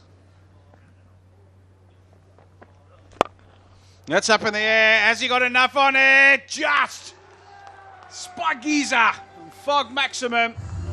It doesn't have to clear by a long way all the time. A 6 is a 6 and a much needed boundary at this juncture in the game. A wonderful shot from Shahidullah Kamal. He's executed and he plays the ball in right area and hit for the 6 runs. He can hit ball far away and he looking such a good form right now.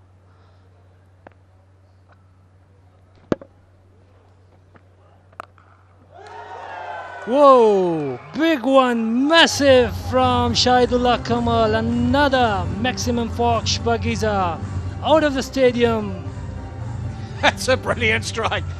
That is massive. The last one just cleared the boundary. This one has cleared the roof and onto the road. I can still see it bouncing down the road. What a strike that is. Consecutive maximums. And this one was short and he got hold of that. He knew straight away it was right out the middle of the bat. And that has gone a long, long way. It's onto the motorway and yeah, they're going to need a replacement. They're not finding that in a hurry. A beast of a blow from Shahidullah. Suddenly, this over has turned into a brilliant one. After 3 balls, it wasn't looking so good. Even you, Hamid Hassan, was saying, great over. He's got the ball in the right area. How things can change. Suddenly, it's gone for 14, and there's still a ball remaining. In this stage, you cannot give a width to the batsman. Like, he's well set right now. Shahidullah, he's aggressive, and he can hit you. And Kareem Jannat, last 2 delivery was just disappear for the boundaries. Look for another one. Down the ground, they're looking for 2 runs. It's only 1 runs. 133 for 4 after 16 overs.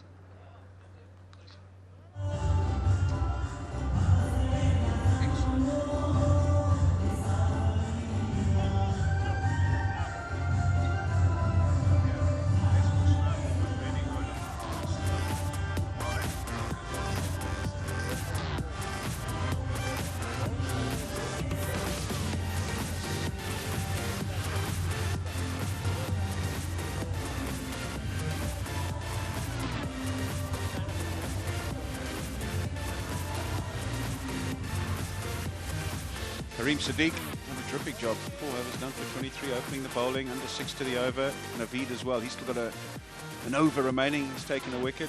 Shazad, 2 wickets for him. He still has an over remaining as well. And then Hatak and Jannat.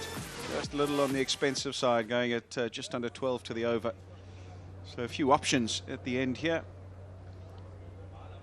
Be interesting to see what transpires and how it all stacks up for the Kandahar Knights and what Ashgar Afghan does insofar as utilising his bowlers are concerned. It's always dangerous to bowl spin in these death overs. I always maintain that.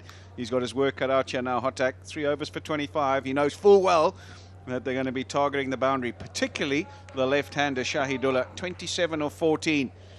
He's got to make sure he doesn't allow him to get underneath it. He's going to be swinging with the spin to the shorter boundary. Tough job here for Hatak. Yeah, it will be a tough tussle for both, for Hatak and for Shahidullah. They were looking for a boundaries. Shahid and Hamza have to do something best and different for his bowling side. Well, the ball's come back on the field. A friendly pedestrian has picked it up by the bank across the street and tossed it back. Thank you very much, sir. So that means will have the original ball back to play with. That's Shahidullah, his 27 so far. Those were two big blows. The last one, a mighty one onto the road.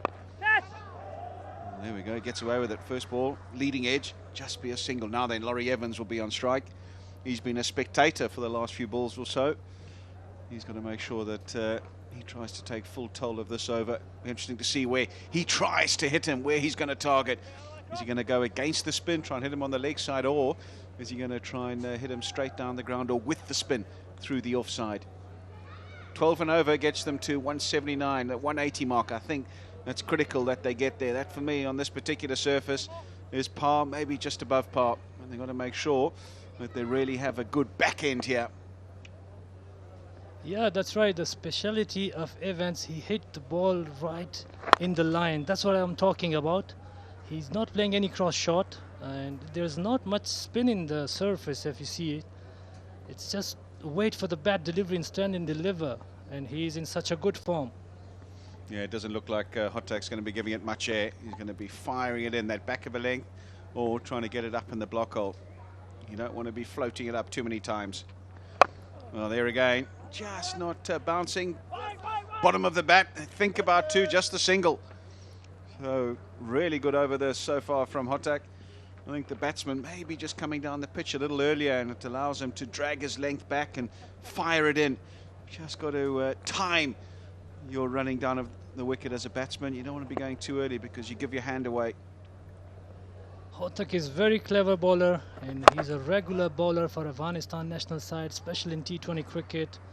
And he got a lot of skills and very mental prepare, and he know what he have to do right now. He don't want to take any chance of bad delivery. If you do a bad delivery, it will be disappear. Just the 4 off the over, 4 singles. This time he stays still, Shahidullah. Chipped Another into good the gap. delivery. But it's just the single. Really good stuff this from Hotak. You mentioned, Hamid, that he's a regular bowler. He's a regular bowler under pressure in international cricket. So he knows exactly what's required here, and he's doing a sterling job. All the time. He's a bowler. He can bowl first over of innings and also last over. Oh, this is a massive, big one from Evans. Maximum Fox Pagiza, 144 for 4 after 17 over.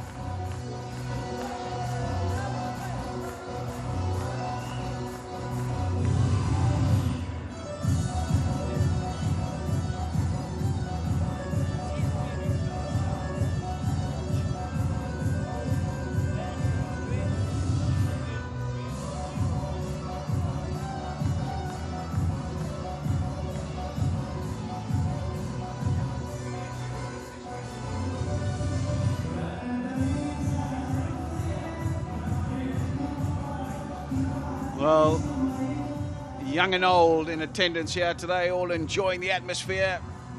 Music pumping. And, well, that's been pumped down the ground by Laurie Evans. It's been such a feature of his stroke play. His ability to keep the bat perpendicular, come nice and straight down the line. Doesn't play across the line, presents the full face. And that went a country mile. Excellent strike. And they needed it to finish off an over that was going the way of the Kandahar Knights. 5 singles and then the boundary, and ended up going for 11. So they're back on track. 144 for 4. 3 overs remaining. Mohammad Naveed into the attack. 3 overs, 1 for 22 thus far. Really good effort, but he knows they're coming hard now, and they're going to be looking for a boundary nearly every delivery. So he's got to be spot on. He's got to be clear in his thinking and what he wants to do, and what they've talked about as a team of how they need to go about bowling in these last few overs. Very, very difficult task. Final crucial 3 overs. Oh, what a shot. They're looking for 2. Just only 1 runs. UAE pacer Mohammad Naveed, he's doing so well. Got 1 wicket, 22 runs. Got there so quickly, Brendan McCullum. That's what prevented them from running through for 2. Any other field, I reckon they would have turned and gone. But because it was him, and because he's so quick across the ground, they decided that they wouldn't go through, even though there was a misfield. Such an athlete he is. Superman. Always in the game. He needs some runs. He'll have his chance a little later. For now, he'll be focused on trying to finish out these overs and make sure that he takes any opportunity that comes to him. Laurie Evans on strike. It's clubbed down the ground. McCullum again will be in the action. Such an important position at this stage of the game. Long off, long on. That's where a majority of the balls go. So you've got to have your best fielders in those positions. Your more indifferent fielders, you'll have catching, and that's it. Or on the edge of the circle, it's short fine leg, short third man. But your better athletes will be boundary riders at this stage of the innings. Yeah, that's right. He got four fielders in circle, and the crucial areas are almost covered, but Naveed have to ball with line and length, and he don't want to give any width and room to free his arms. That's a wonderful shot. Just only 1 run. Clever from Naveed. He's not giving any room to the batsman to hit the ball and free his arms to hit a 6 or a maximum 4 runs. 50 partnership up, 29 deliveries it's taken, and you would expect that sort of pace of things at this stage of the game.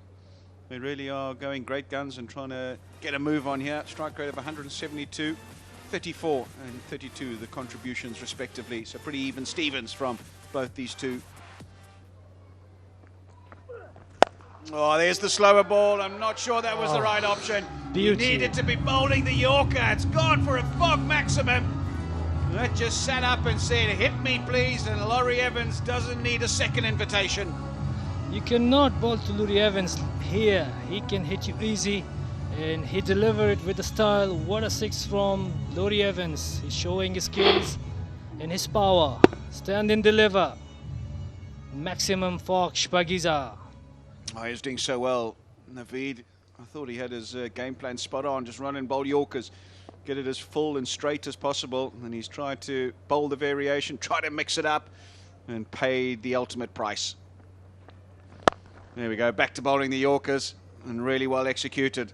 I just think, unless you've got a really, really good slower ball that's hard to pick, or that slower ball bouncer, if you're just going to run up and bowl an off-cutter, I think you're asking for trouble on the surface. He bowled a slower one, but he picked it so quickly, Laurie Evans. This is the ball that we are talking about, a Yorker. He can save himself, otherwise he's ready to hit. And he's now almost taking his team to closer to almost 180 if he is still batting till a 20th over. And Shahidullah Kamal is also looking so good. And let's see what he got for the last delivery. But Asghar will be desperately looking for a wicket right now. And after that is Rashid Khan. He's in such a good form too. Such a big lineup they have. Plenty of batsmen in their sides. Kabul Zwanan. That's flayed down the ground. Will just be a single. So a decent over apart from the one blemish from Naveed. End of the over. 2 remaining. 155 for 4.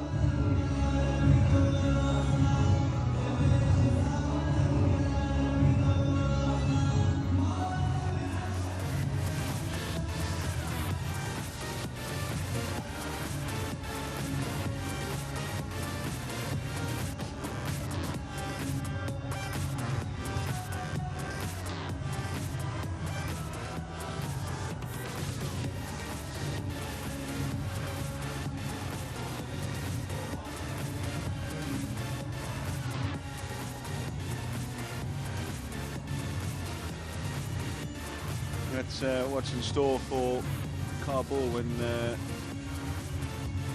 they come out to bowl, but more importantly, what's stacking up so far as their batting. Rashid, definitely an all-rounder. We've seen great innings from him in the tournament thus far. He'll be a next, and he can hit it a long way. Wayne Parnell as well, no slouch with the bat. There's 2 overs remaining, 155. So you're looking with wickets in hand and in batsmen.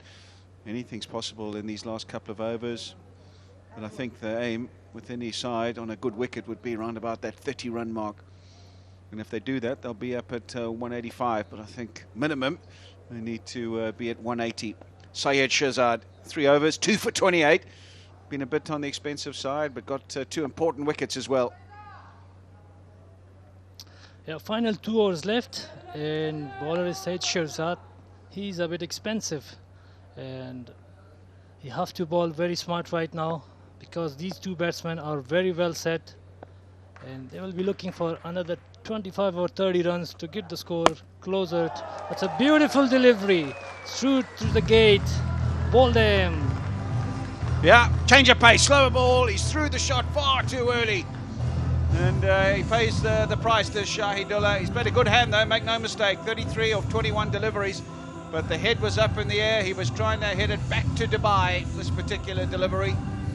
And he just hasn't picked it. There it is, through the shot way too early. And it cannons into the stumps. Always a pleasant sight for a fast bowler when the middle stump goes over. And it's a wicket at a crucial time for the Kandahar Knights. Mutual recognition from both parties. And Shahidullah makes the long trek back to the pavilion. Gone for 33, 155 for 5 now.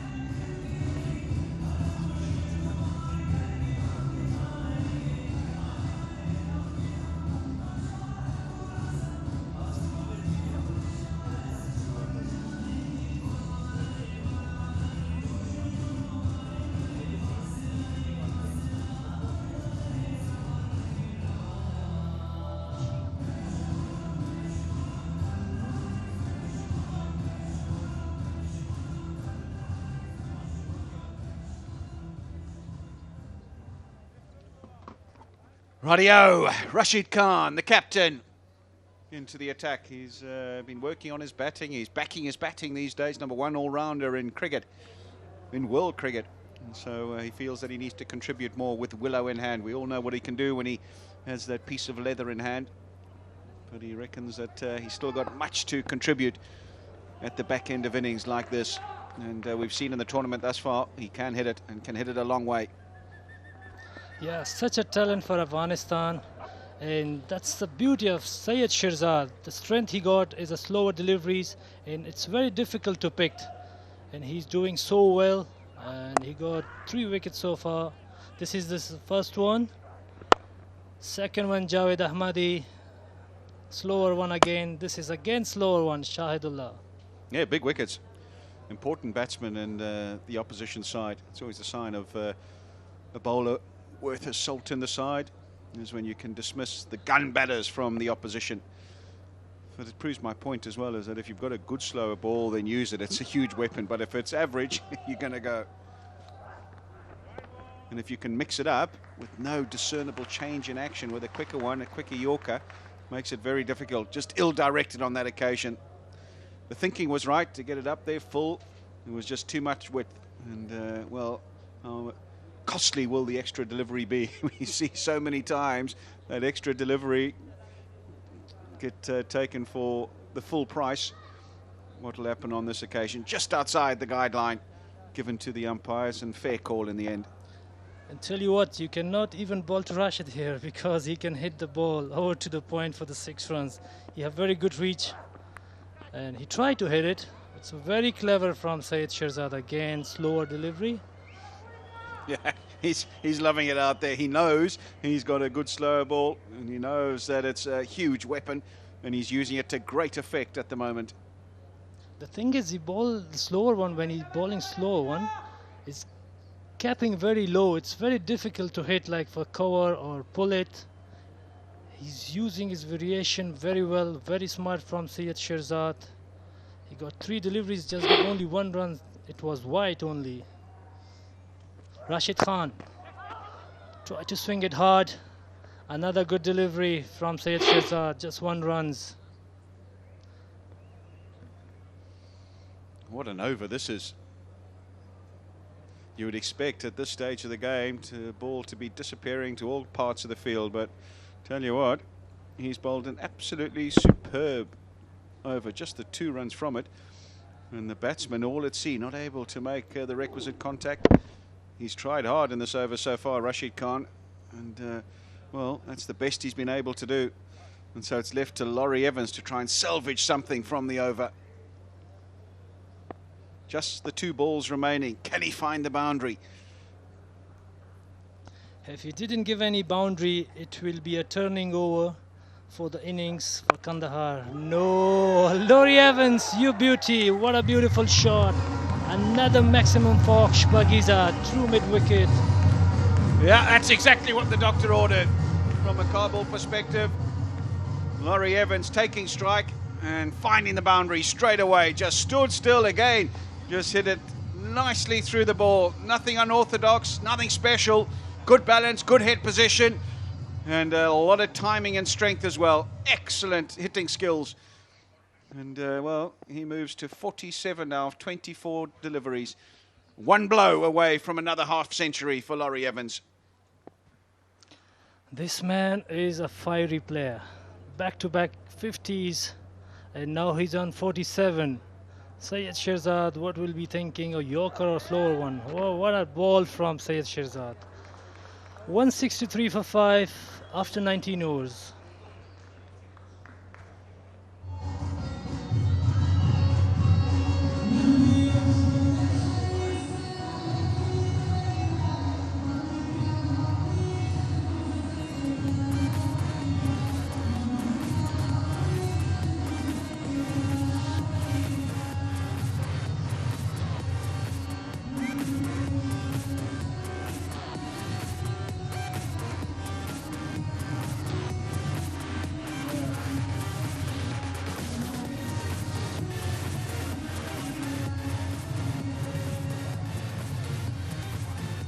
.163 for 5, 1 over remaining. Laurie Evans, no surprises that he's in the runs of the game. 47 he got, and he's still unbeaten, still 1 over left for him to try and do some damage, but it'll be Rashid Khan that will take strike. First up in this last over, Karim Jannat, 1 for 35 thus far, will be entrusted by Ashgar Afghan to bowl this last over.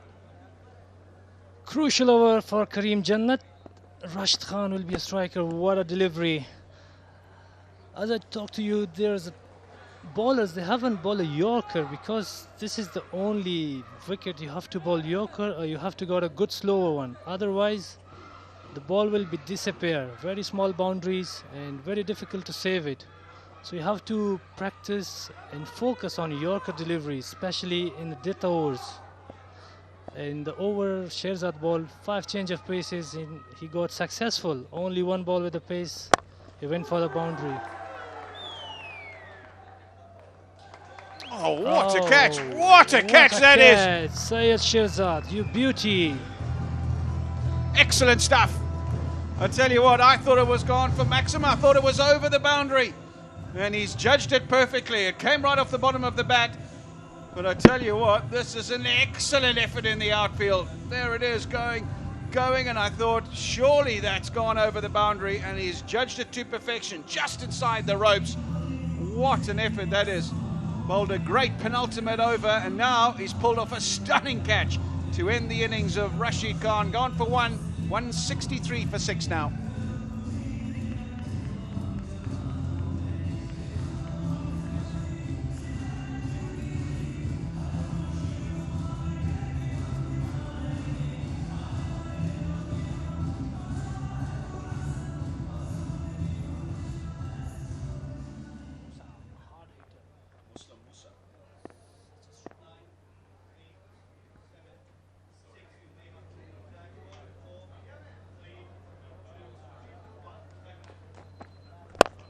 No, that's smashed down the ground.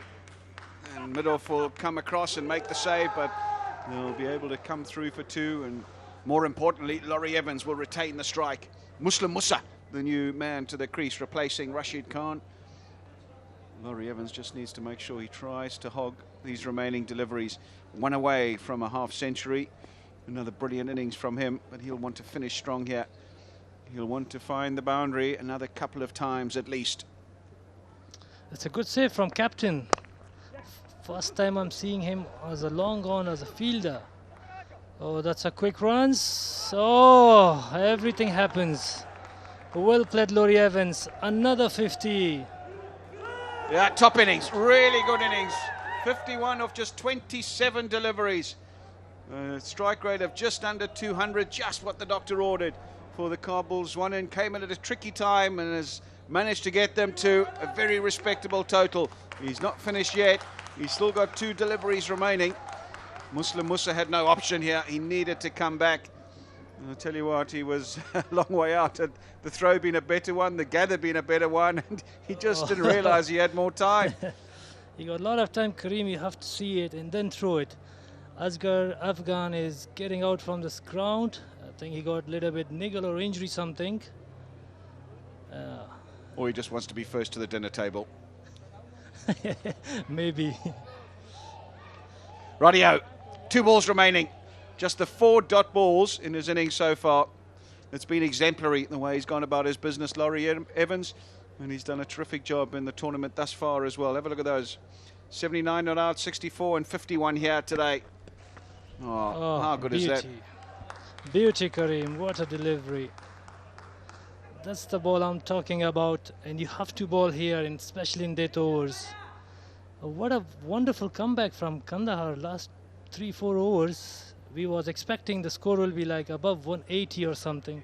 But right now, what's 67? It's only 1 ball left. Terrific last over. Just the 4 runs from it. That's exactly what Kandahar would have hoped for these last couple of overs. Shahzad bowled a beautiful penultimate over, and this is turning out to be a spectacular last over from Janat as well. Shot! Over to point region for another maximum for Shpagiza. That's onto the road. Just as I was saying, this was a spectacular last over. It's a spectacular finish to the innings from Laurie Evans. And you wouldn't expect anything less. 57 he ends up with just 29 deliveries and gets the Kabul Zwanan up to 173 for 6 in their allotted 20 overs. It looked like it might be a lot less than that in the first 6 overs, and then they fell away a bit in the middle overs, but Laurie Evans came to the crease and he's managed to deliver yet again. Excellent innings. And what about this for a shot off the last delivery? Clears the front leg, and he knew straight away that it'd come right out in the middle of the bat. He missed his length to Janat. He had been exemplary all over in how to bowl. A last over, Yorkers, slower balls, and that was length, it was width, and he flayed it over the pavilion roof and onto the road. As mentioned, it was a rather sedate start from Hazratullah and Ronki. Ingram perished as well. Javed Ahmadi, he added some impetus to the innings, 39 of 21. But it was really the Laurie Evans show. He had able support from Shahidullah. That partnership was the one that enabled them to get to this competitive total of 173 for 6. So just the 5 bowlers used by Asghar Afghan. And 3 wickets for Shahzad. Bowled really well at the death, 3 for 36. 2 also for Janat, but a little bit on the expensive side. Rightio, let's go downstairs to Brian Murgatroyd. I'm delighted to say that we've got Mohammed Naveed with us. Naveed, congratulations. 4 overs, 1 for 33. How did you feel you bowled? Yes, feeling is very good, because wicket is very slow and flat wicket. Then it's very happy, it's good bowling. Your first game of the tournament as well. You've had to be patient. You must be pleased to get into the side. Yeah, I am ready in the, because my feeling is same like my debut is today. Then is aggressive and calm, then my ball is good. Now, you know these conditions very well indeed. You've played a lot of cricket here in the UAE. Is this a decent total to chase, or where do you regard it? Yeah, this is my home ground. Is condition is very good, suitable in the batting. Is good, is chase. It's not too much difference. It's good, is chase. Easy. And you got rid of the big fish today, Hazratullah. That must have given you a lot of pleasure. Yeah, already I am playing lefty batsman. It's not his, his attention is okay. His ball only wicket to wicket, and I have, his experience. Then bowling is Yorker and swing. That is why not pressure. His last game 100. I am very calm. Well done for the way you bowled today, and best of luck for the rest of the game. Thank you so much. Thank you. Back upstairs now. Thanks, Brian. Yeah, very elated young man. Happy to just be out in the park and playing. Those are the partnerships in this particular game. 58 of 33, the one between Shahidullah and Evans, the pick of them. And the one 45 of 27 between Ahmadi and Ronki, the other contributing factor into the score of 173 for 6. Well, the sun is setting here in Sharjah. The lights are on. They're doing some preparation to the wicket, and it should be a very, very exciting run chase. Just a reminder, the Kandahar Knights are going to need 174 of their 20 overs at 8.7 to the over. Don't go too far away. We'll be back just after the short break.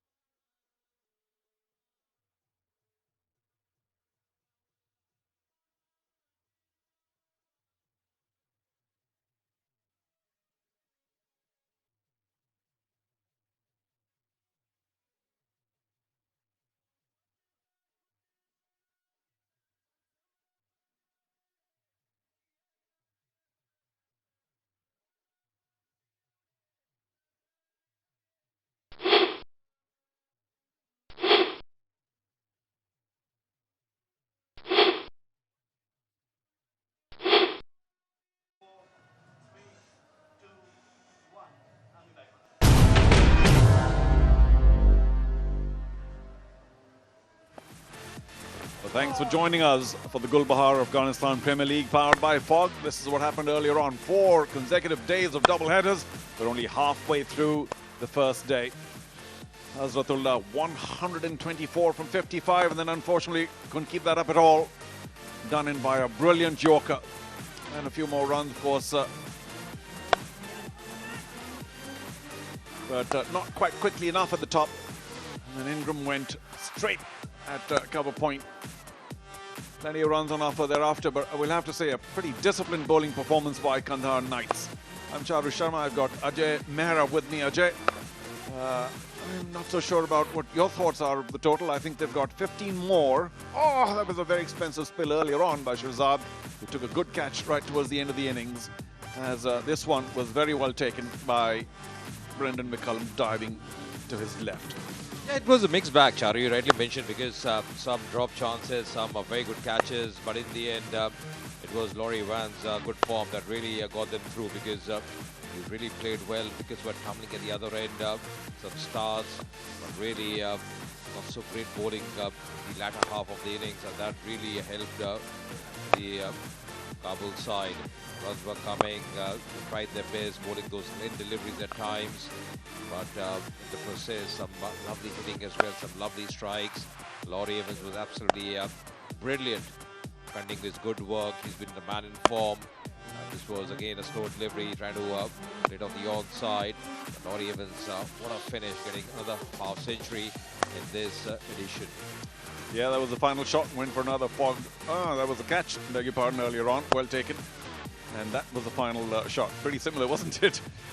We went for a Fogg Spagiza. And end of it all, we got 173. Just 3 extra. So I will say once again, it was a pretty disciplined bowling effort by all things considered by the Kandahar Knights. But they gave it away to another fabulous 50 by Laurie Evans. He has been in superb form. And I think his team will thank him for that. Even Rashid today coming in a little late, unable to get on with it. Didn't have too much time. But I wonder what Kabul Zwanan think of the 174. According to all indications, it's going to be pretty rough for Kandahar Knights because they've not been among the runs. But today I thought Sadiq particularly, bowling right at the top of the innings when there were only 2 men outside, did very well. Got no wickets, but none for 23 and 4. Good bowling effort. Yeah, you're right, and I think Shahzad as well, because 3 wickets for him. Those are crucial 3 wickets. He caught me also around 9. He dropped a few chances in the field, but overall his bowling was pretty good.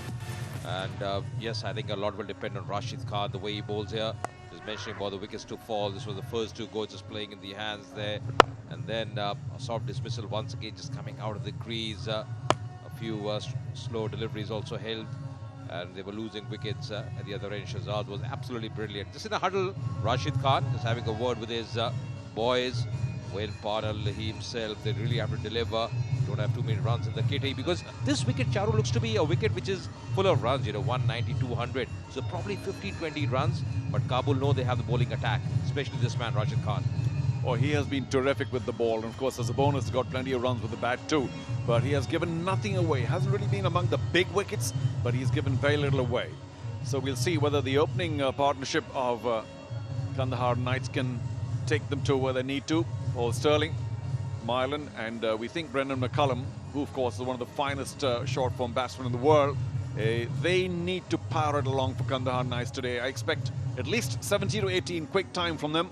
And that will then set the tone for the Kandahar Knights chase. Otherwise, I'm afraid 174 may be a little more than, on evidence so far, than the Kandahar Knights may be able to handle.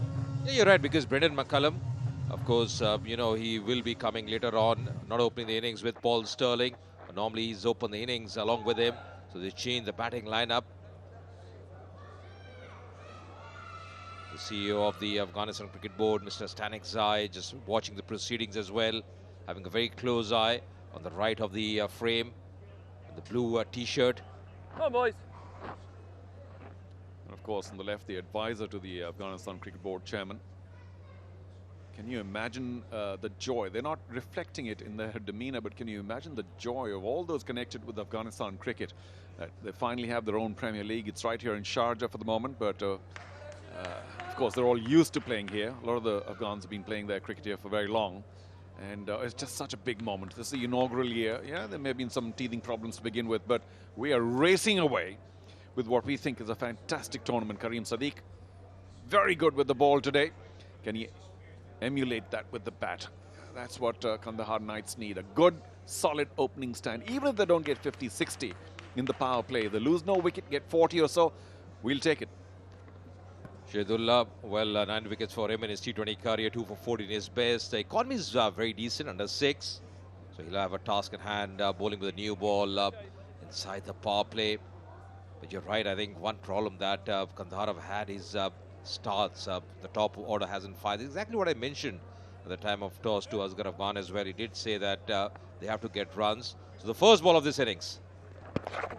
On the leg side, just darting it through, wanting a single, refused, all happening. Yeah, well, we'll have to understand that a lot of these guys haven't played together that often, which is always a problem in leagues when they begin. Takes some time for, and these are still the early days of the Gulbahar Afghanistan Premier League powered by Fogg. So maybe a little bit of understanding issue there. Sterling took off, but Sadiq was still ball watching, saying, where'd the ball go after hitting my pads? It was angling down leg, so maybe they missed a trick there. Should have taken the single. Yeah, you're right, because Paul Sterling's call it was going behind this wicket. Just making room for himself once again. That was the arm delivery coming in. Not giving much air, and rightly so. Well, Kareem Sadiq, to me, has been preferred over Brendan McCullum because McCullum's carrying a bit of an injury. He was in the finger region. Again creating space and again, that's a very clever bowling by Shahidullah, just following Karim Sadiq. I think the better option would be just to play with this full face of the bat. There's a big gap on the onside in the direction of mid-wicket. Just take that single. Don't be in a hurry at all. This time he wanted a single refused by his partner. So really bit of hesitancy in running between the two. They've got to be careful. Yes, no, yes, no. But 4 dot deliveries to begin with. Shahidullah should be pretty happy. Oh, and he just about gets it over short fine. Shahidullah can see the funny side of that, but he almost had his man. And those are the first runs for Karim Sadiq in the entire tournament. Twice he's batted before, and twice he got out on no score. So, well played, Karim. Fog maximum. Just going over the head of Wayne Parnell at short fine leg. So, Kabul, really, it hasn't been a great opening stand for them. Oh, that's played well. Cheeky shot as well. Will settle for a couple of runs to end the first over. Takes 6 without loss.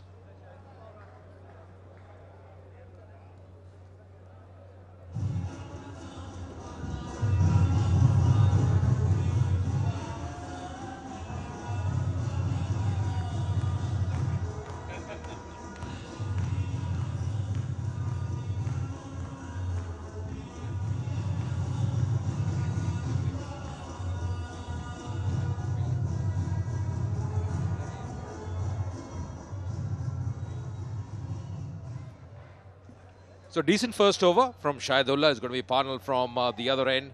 Last game he was touch expensive, just hurting in his line. Sterling will be on strike for the very first time. Paul Sterling from Ireland. Sadiq getting all the runs, facing all the deliveries in the first over. Well, I'd say more than a little bit of pressure on Wayne Parnell, because a couple of the overseas pros have been unable to deliver in the tournament so far. Wayne Parnell among them, and Tamal Mills on the other side hasn't delivered so far. Yeah, there we go. Wayne Parnell, every once in a while, really wild, which is not what his skipper needs, not what his team needs. But he tends to do that in the opening over balls, a couple of wides and then 4 of them darting straight in. We'll see how it goes hereafter. I remember vividly starting similarly in the last game as well. That started with a wide, really it was a very expensive over to start with. The captain wasn't very happy, Rashid Khan. As overseas pro, you've got to be up to the mark. Oh, once again, fingers, arms, and that's taken. That's a brilliant catch in the deep. This freeing his arm width was there, and that's a big wicket as well. Paul Sterling has to go back. What a shame from the Kandahar Knights' point of view. Was a gimme, well outside. I suppose he was very unlucky for it to travel virtually straight to third man. At the boundary, moved a few steps to his right, and wasn't that very smartly taken. Jumped at just the right time. I think landed a touch awkwardly, but he kept his wits about him. And Farid Malik will have to say, very special catch. What was that little dance all about? The Wayne Parnell got out of jail there. Could have gone anywhere, perhaps for a Shpakiza. But instead, it's Sterling walking back. Very disappointed. You won't want to see that one right next to his frame walking back. So golden duck for him. 7 for 1.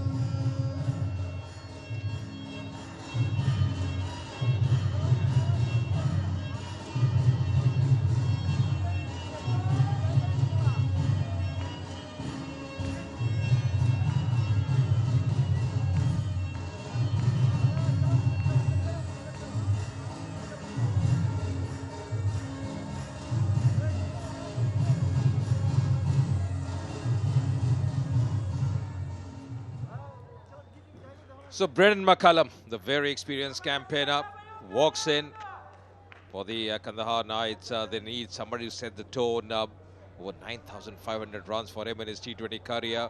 No dearth of experience. Just see the strike rate as well, 138. 50 50s, exactly 50 50s. So really he's done very well all over the world. Parnell, a little lucky, one has to say. Good catch in the deep as well from Farid Malik. Once again flashing at that one, carving it out. That's going to be a 4. Walk boundary of the very first delivery for Brendan McCullum to start with. Yeah, much better. Got much more of the bat than Paul Sterling did. And even though that was up in the air, it was in the gap.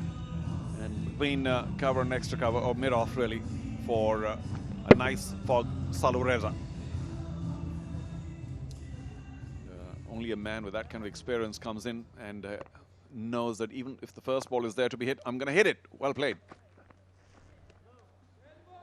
Oh, that's the problem. He's bowled well, he's got a wicket, but once again erring in his line. And he's here, Brendan McCullum, because this was the wicket of Paul Sterling. Good catch by Farid Malik in the deep. Good anticipation by him. Well, that's the catch. And very well taken. A couple of yards further to his right, or of course the other side might have gone, or would have gone for a 6. Wasn't to be though. Oh, wanting a single. Oh, shy at the stumps. Direct hit, he would have been a goner. Brendan McCullum in trouble. Lucky there. Yeah, well, they had a fair amount of time to line it up, but not easy from that angle. And Brendan McCullum was stranded. And he gave Karim Sadiq a look saying, what were you doing? He said, well, this is it, then I'm gone. But luckily for him, it didn't hit. So a little bit of luck now, turning Kandahar Knights' way. The luck not going Paul Sterling's way, but Brendan McCullum lucky to still be there. That's played well. Oh, misfield. Should have been just a single, resulting in a 4. So it's all happening. It's been a mixed bag. Well, that's a shame because Kabul Zwanan need to be a lot tighter. They don't have a huge score, nothing near the 200 mark. I think they have maybe 10-15 more than we think Kandahar Knights can chase, but that was particularly inelegant. It's such a good outfield as well. Lush green, really like a carpet. No excuses out there. Nicely played. Just opening the bat face, running it away, using the pace of the bowler. 16 for 1.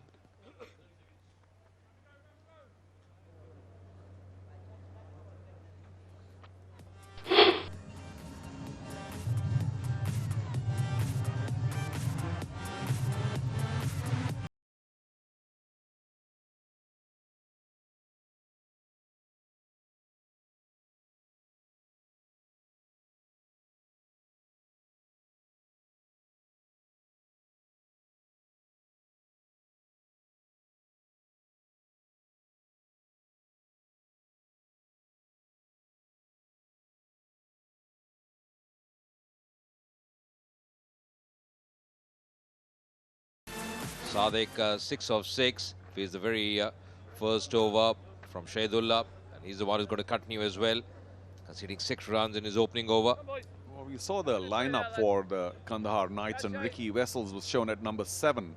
Now, I know it's a tricky one here. Where does Asghar actually play him? Because he's playing his first match, but he's known to be a pretty decent bat, average of 30. And maybe he'll come up a little sooner. We'll see. You know, honestly, I feel, Charu, as you mentioned about the batting lineup, I feel Asghar Afghan, the experience he's got, he's a very capable batsman, captain of the Afghanistan national team. He should be batting at number 4. Because you need somebody to provide that framework. He's capable. You know, this is not a score on the region of 200, 200 plus. You need somebody to maneuver the strike. He's a very capable batsman, technically very sound. Jamal probably slated next, then the captain Asghar, then Najibullah. Oh, that should be out. Yes, plump. Karim Sadiq bowled very well today, but didn't really have much of an idea of that one. He's managed to get 4 or 6 actually today, but he gave the umpire a long look now, unless he got a bit of bat somewhere or some glove. That was plump. And I'm not so sure why he was staring at the umpire, but it's not a very enterprising innings when it comes to an early end. That looked very adjacent because the pace he is bowling and the kind of shot he attempted, absolutely plumb, I think. Really, no bad in that. Playing the wrong shot, poor shot selection. The finger was up in a flash. Shahidullah getting his first wicket. Sadiq out for 6. It's 17 for 2.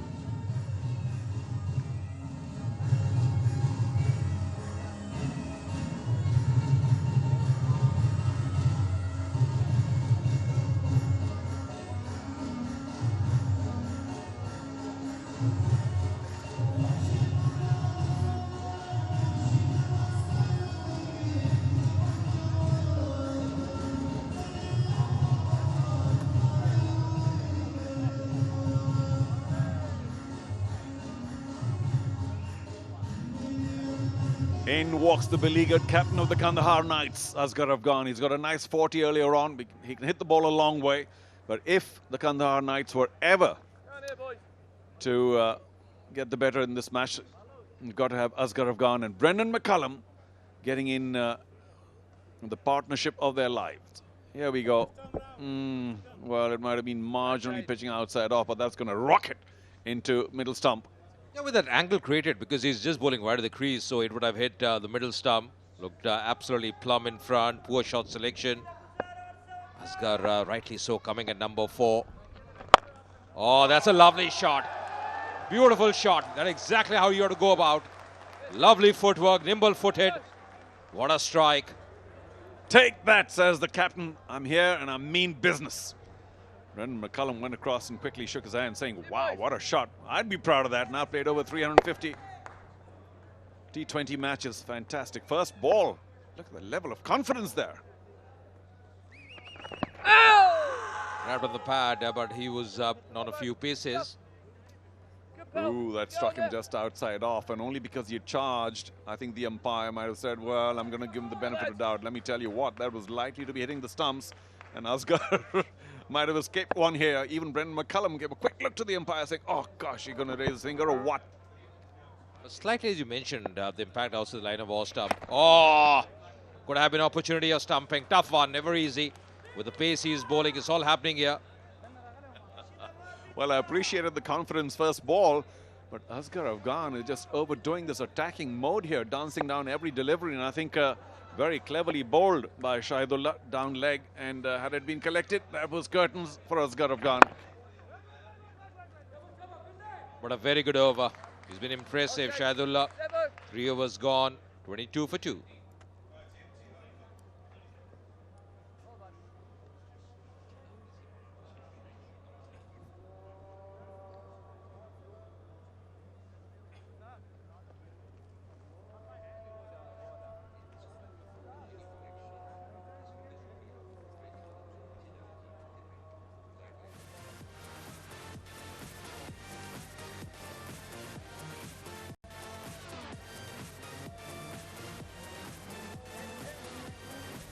Both the openers back in the hut for the Knights. Couldn't do much. Sadek out for 6. Sterling without scoring. But this pair is a very important pair. Brendan McCullum, Asghar Afghan. Both of them are very experienced. Yeah, we'll see that stumping opportunity. Ronki didn't move quickly enough, although to say Asghar Afghan had possibly managed to get back. Very ungainly. You know, the role of Parnell is very important here, Charu, because you know, he's got experience. He's played all over the world. He's played for the national side. But he's got to stem the flow of runs from the other end. He's been erratic. He's been erring in his line. I don't know whether he's rusty, hasn't played too much of cricket, what the reason is.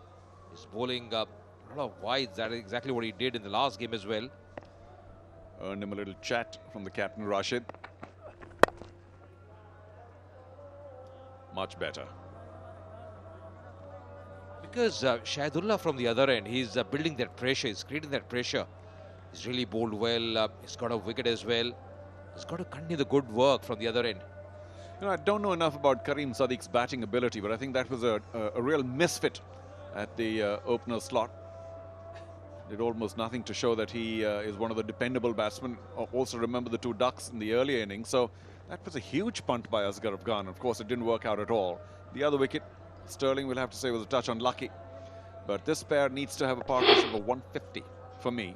I need to take it all the way through, because I can't really see too many runs being scored by the others, except perhaps Wessels, who's just come into the side.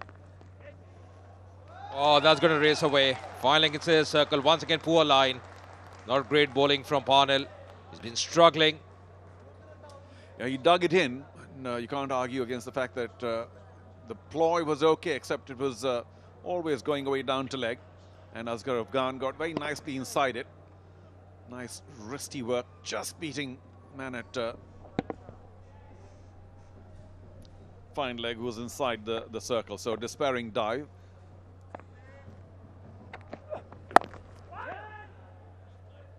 You're right about the fact that Kandahar haven't had the starts, and that's one big problem for them. That's the gray area for them, because whatever score you're chasing, you've got to get those starts got to get at least 40-50 runs on the board and creates a lot of pressure on the middle order, on batsman number 3, number 4 when they arrive. Of course, Brendan McCullum today coming at number 3 for the Kandahar Knights. So they really have to work on that aspect, the opening partnerships. This time straight to short, fine, and yet, of course, if a good start's taken by the non-striker, 99 times out of 100, likely to make it, as Brendan McCullum did. The need of the hour definitely is that partnership, but good understanding on that occasion. He was off in a flash, very quick, very agile between the stumps. That's his forte.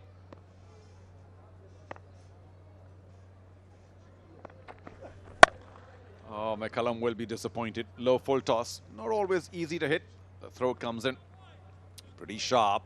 You'd have expected that to at least beat the offside field for a boundary. Wasn't to be. Yeah, just coming from the two end of the blade, just hearing that sound from the willow, just coming from the two end of the blade. He was well in stretching, doing the basics right.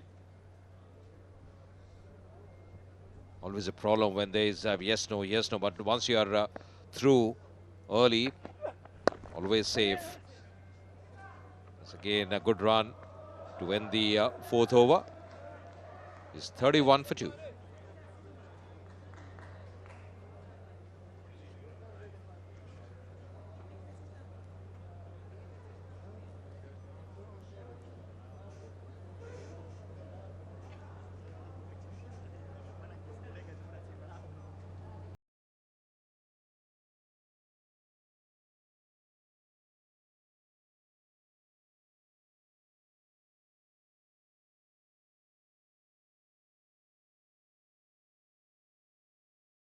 Powered by fog, seen around the world.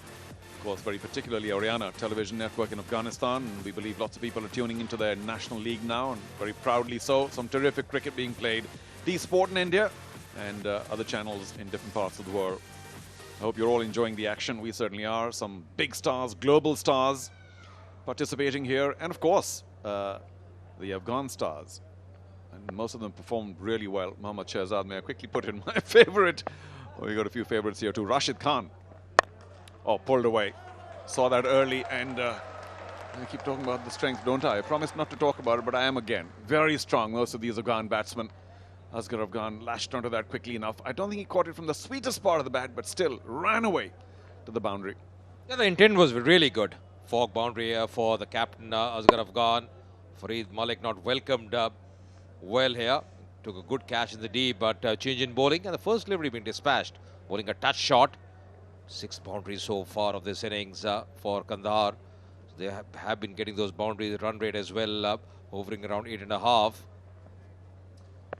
So now mid-on's moved to long on, an indication that he'll want to keep it straight, Malik. Because third man had come on up, and you don't want to be moving too far away from off. The slash or the drive might get you 4 there. Well bowled. You know, always watching Asghar Afghan, he's got that calming influence in this batting lineup. Whether he's playing for the Kandahar side or the national side, seen him in the past as well in the international games. He's got that calming influence. Don't see any expressions on his face. Always cool as a cucumber.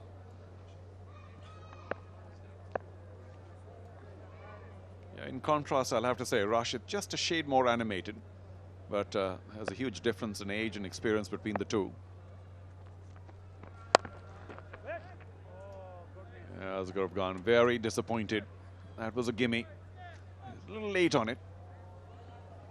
Yes, I think he's been very lucky on that occasion. Malik has got to be bowling up, full length deliveries, especially with the fine leg fielder and the third man fielder inside the circle.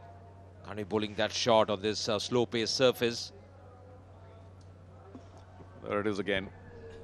And it's the bottom of the bat, but of course trying to pull it from well outside off, never easy. So as a comparison, even Kabul didn't get off to a flyer. I think in their power play they're only about 37-38. Through the gap, and that should go all the way. Another fog boundary, well played, Asghar Afghan. This time better. The ball was outside off, and he found a better line to go through, Asghar Afghan. Yeah, playing with the tide. Beautifully done. Just freeing his arms. The room was there. Nicely transferring of his weight as well into the shot, leading into the drive. Beautiful shot. Lovely bat from Asghar Afghan. Since the time Charu has come in, he's looked in good touch. That first shot was absolutely brilliant. Stepping down against the left-arm spinner.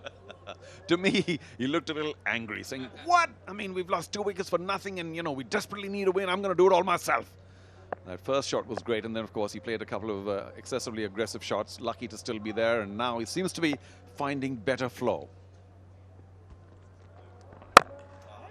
He knows he's got to hold fort. Getting a single as well. It's good batting. Brendan McCullum says, hold on. He was looking for the second here. Asghar Afghan. Smiles all around. They're all very good friends, of course. This is the Gulbahar Afghanistan Premier League, and lots of these Afghans are very, very close to each other. In the last match, 45 from only 32. And yet, of course, he couldn't do it all. Some big, lusty hitting by Asghar Afghan, but nowhere near the target they required. Left about 13, 14 runs short.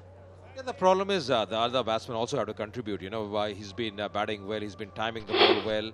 But he's been one-man show as far as the batting department is concerned for the Kandahar side. Ajay, quick guess here. Kandahar Knights, I mean, I always choose the underdogs, bad habit of mine, but do you think they're going to cross the line today? I hope so, in context of the league, because they need some points on the table. That's going to be important for them. Oh, trying to cut that one, missing it. Brendan McCullum, end of the 5th over. It's 40 for 2.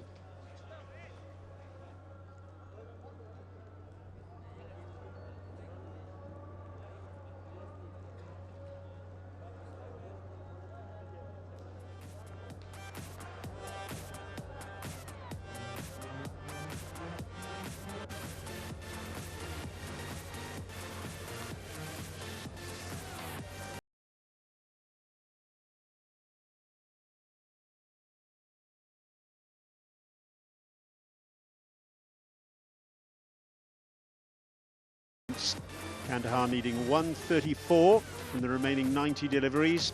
Karim Sadiq and Paul Sterling out cheaply, with Brendan McCullum dropping down the order today to number 3, and Asghar Afghan just rebuilding things. Their partnership 23 at the moment from 15 balls. Shahidullah, a couple of overs for him at a cost of 12 plus that wicket. And Alistair Campbell alongside me. Well, 7 4s and no 6s. That's a rarity in this form of the game. And the power play overs, you're normally used to seeing at least a couple disappearing over the fence. Yet to have the first maximum of the innings. Right, let's go downstairs to Hamid Hassan and see who he's got with him. One of the finest batsmen in Afghanistan cricket side, Najibullah Zadran. He's a bit struggling right now about his performance in Asia Cup and also in APL. Let's talk about Najib. Daga loba stasu da para څنګه اوس په حاله پورې روانه ده د ګټې چانس هم شته که نه 2 میچ هم الریډي بایللی دي هو بالکل ګټې چانس ځکه چې زموږ 2 مین بیټسمنان ولاړ دي او ورسره پورې یو څلوېښت رنزه دي 2 وکټې تللي نو انشاءالله کوشش کوو چې دا میچ وګټو نن که موږ ته ووایې تقریبا د ایشیا کپ نه واخله تر اوس APL پورې هغه نجیب زدران چې ټول افغانستان د دنیا خلک یې پیژني هغه فارم دی نه ښکاري تر اوسه پورې وجه څه ده هو بالکل کرکټ دا کله سړی فارم کې کله آوټ آف فارم زه خپل هم کوشش کوم چې بیرته فارم ته راشم ځکه مې بیګانه په میټینګ کې هم کوچ او کپټن ته ویلې چې ماته نن مخکې بیټینګ راکړئ ځکه زما فارم ته راتګ د ټیم دپاره ډېر ضروري زما دپاره هم ډېر ضروري ده او د ټیم دپاره هم ډېر ضروري ده واقعا ډېر ضرور دی یو اخرنۍ پوښتنه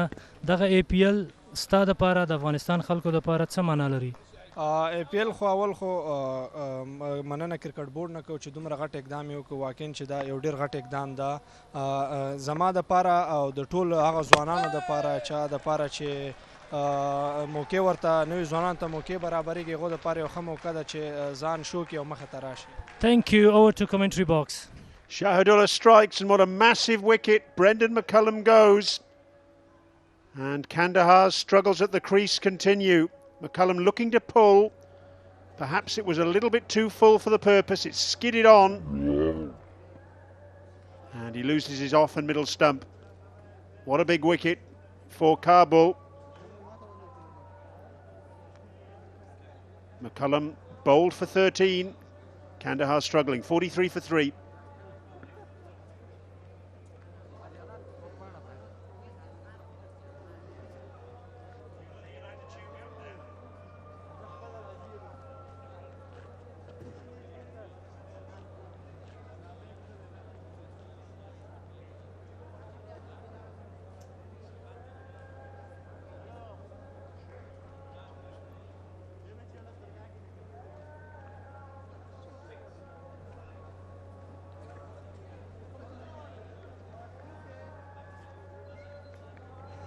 Karim Janat in at number 5 in a pressure situation from a Kandahar perspective. Still 131 required by them and only 85 balls in hand, and they've lost a very big wicket indeed in Brendan McCullum, with Shahidullah now 2 for 15.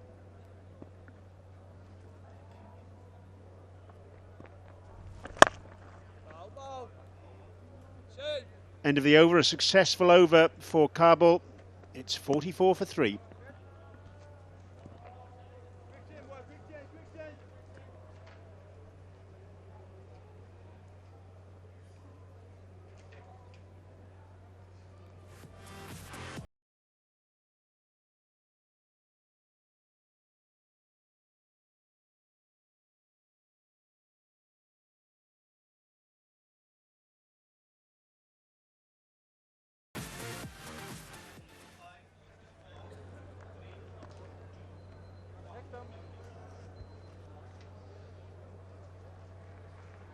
Right, into the power play. So the field restrictions can be relaxed somewhat. Brendan McCullum, that's not a shot he would repeat, I don't think. Didn't pick the arm ball. It was much quicker, and it was through him before he could get the bat down on it. Kept a bit low, you'd have to say, but would have been better served playing straight down the ground, not playing the horizontal bat shot. They're in trouble now. They really are. Kandahar Knights 44 for 3. They're in desperate need of a win. Need to get some points on the board. They're going to have to go some from here, I'll tell you what, because they're 3 wickets down. Just get the feeling that one of them needs to get stuck and needs to make a big effort. And is that guy, Ashgar Afghan, is he the one to lead from the front? Invariably, when you want to get something going, you need your leaders to step up, and no bigger leader than the captain. Can he get it done? Oh, it's massive. That's huge. Fog Maximum onto the road. Take cover. They're going to need a new ball. That has gone across one road, across the other, and into the shop on the corner. Well, I was on that carriageway a little bit earlier, just turning into the stadium, and I'm glad there was no cricket going on with Asghar Afghan batting when I was doing that, because that would have landed straight on top of my car. What a shot that was. His first 6 to go with 4 fours, and in fact, the first 6 of the innings. Just what the doctor ordered as far as Kandahar are concerned. It brings up their half-century, and this is very much a case of keeping it in the family from a Kandahar perspective, because Karim Janat is the younger brother of Asghar Afghan. Now the captain goes over extra cover. Spagiza, back-to-back 6s. And he's now put his foot on the accelerator. Wonderful batting. He's targeting Fitratullah. And what will the young wrist spinner have in answer? Yeah, he's putting him under pressure early, throwing a bit of caution to the wind, taking the attack to the opposition. That's exactly what's required in this sort of situation. No fear batting. And the first one was clipped over the pavilion roof onto the road. This one is an even better stroke.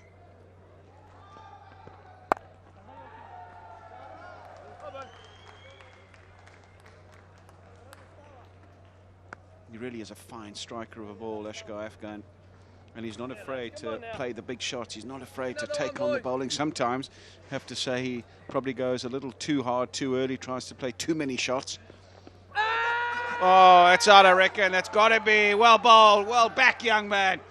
Under the pump for the majority of this over. He's bowled the googly, I reckon. That's just come back a wee bit, hit the front pad right in front of the stumps, and no hesitation from the umpire. So they lose another one to the Kandahar Knights, and they fall even further behind. Terrific bowling, great comeback from Fitratullah. And not too many doubts about that one. The ball just skidding on. And I think that was a fair enough decision as far as I was concerned. Karim Janat goes for just 2. And Kandahar now 58 for 4.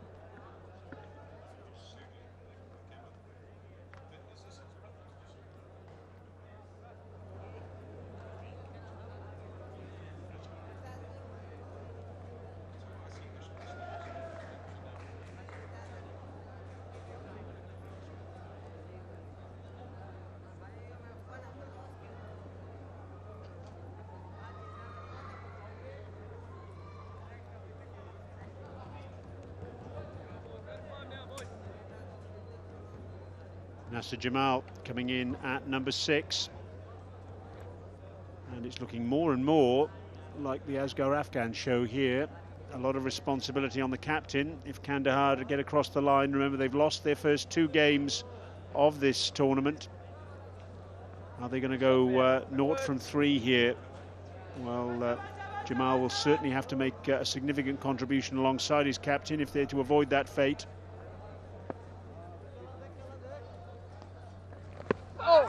It's outside the line, no problems there for the umpire. He's normally a top order batsman, Jamal. Comes in at 1 drop, so this is a different position for him. 7 overs bowled, 58 for 4.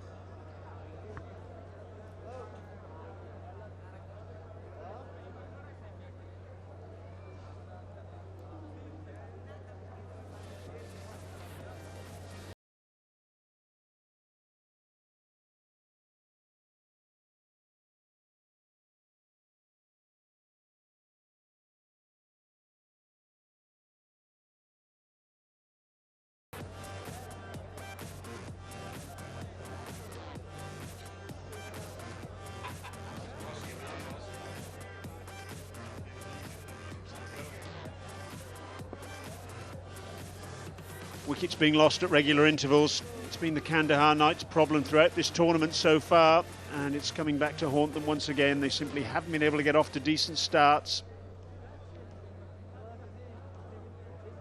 Farid Malik is going to be operating now from the Sharjah club end. Just the 1 over for him so far. He's taken a fairly acrobatic catch on the boundary.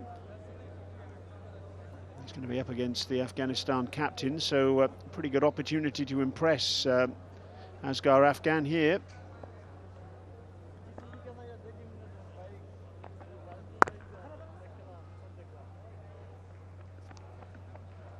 Asghar Afghan now up to 35 from just 18 balls, and I would imagine if you're logging on to www.myteam11.com to create your own fantasy team, then Asghar Afghan would be one of your players. If you want to do that, of course, you can go to that website, test your skills and win big with real cash on offer.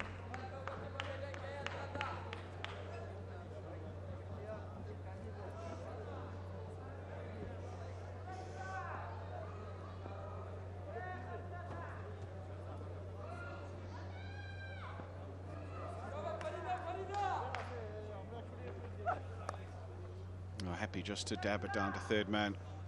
It was short and wide. Just can't help but think that you want to be going after those. You want to try and maximise on those sorts of deliveries. Run rate's not an issue. The required run rate at 9 to the over, so still well in hand. The problem with the Kandahar Knights throughout the tournament has been wickets in hand. Just haven't been able to keep wickets in hand or build a partnership that's been of any worth. And maybe this is the time for that to happen. He's such a critical man for the side, Asghar Afghan. And he's 35 of just 18 deliveries, but they need a bit more of him. They need him to hang in there for a lot more time.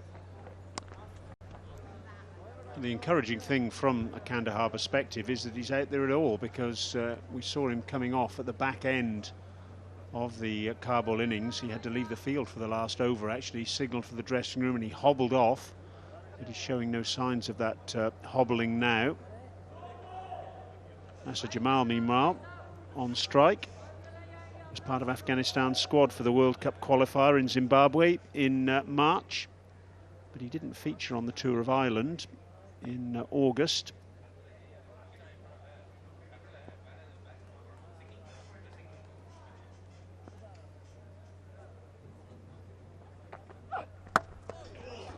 Oh, he's hit him. And he's hit him on the side of the helmet. That was nasty. He just got into a very bad position and had nowhere to go.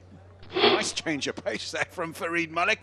He's bustled in and just whipped one down short of a leg. There we go. A bit more action in that, a bit more effort in that. And it's so well directed. He had nowhere to go. I think he thought, can I play this? And he thought, oh, hold on. And he had nowhere to go. Hit him before he moved.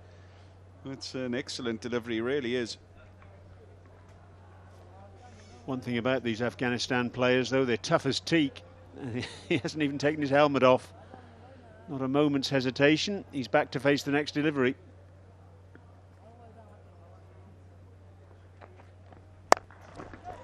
Oh, he's pulled this one away. Hasn't got all of it. More splicey than middle.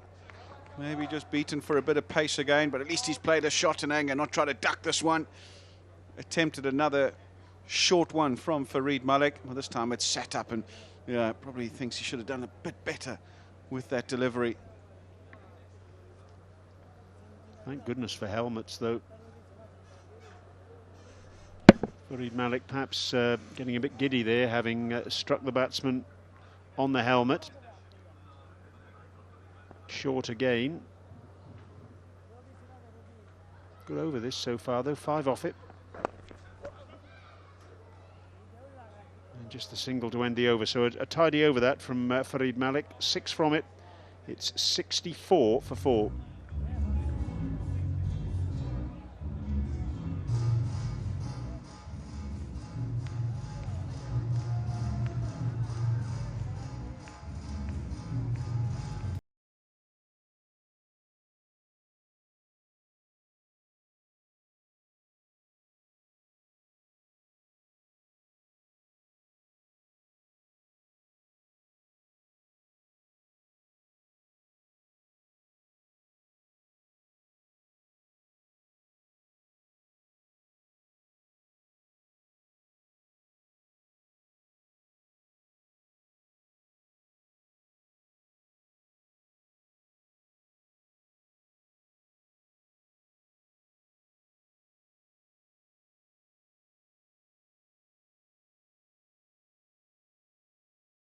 Russell.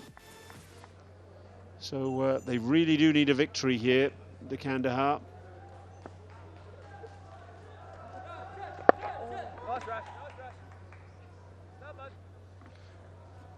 We've seen some great comebacks from various teams in franchise cricket across the globe. Who can forget the Mumbai Indians? They always seem to lose the first few games and then come back to do well in the tournament.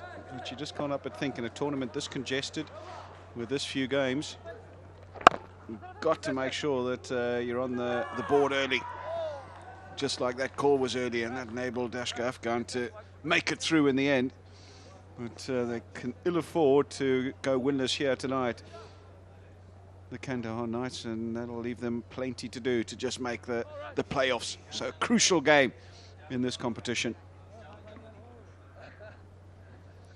Javed Amadi was the man collecting and throwing out at the stumps. Catch it!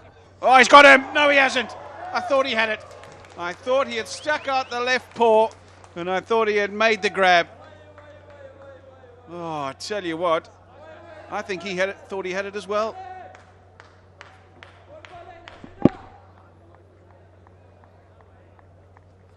He did have it, and then when he just tried to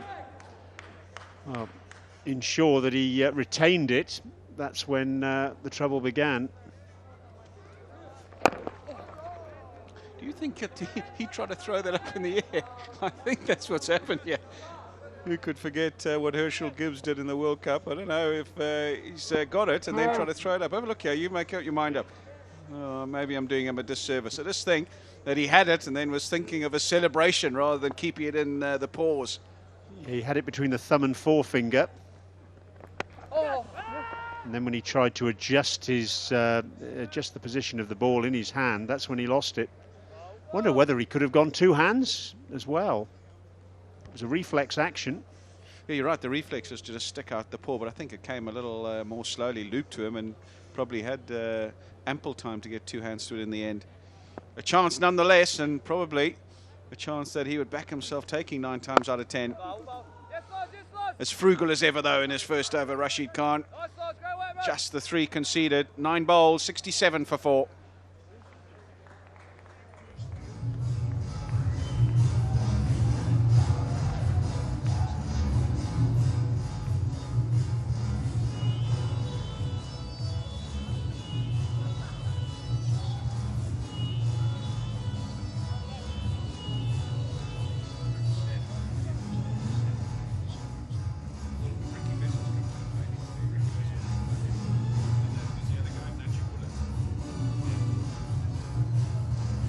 Well, it's the start of the weekend here in the UAE, Thursday night, and a little bit of frustration with those 2 little girls by the seam of it.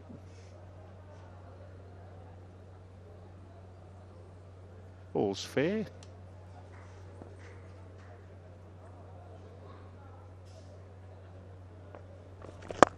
So wrist spin from both ends for Kabul.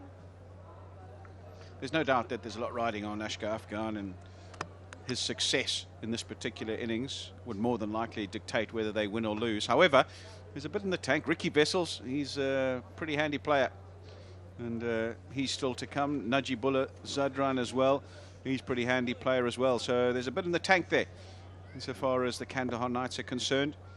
It's not all over if they lose another one, but they're not about to do that anytime soon. That's over the boundary, another Fog Maximum.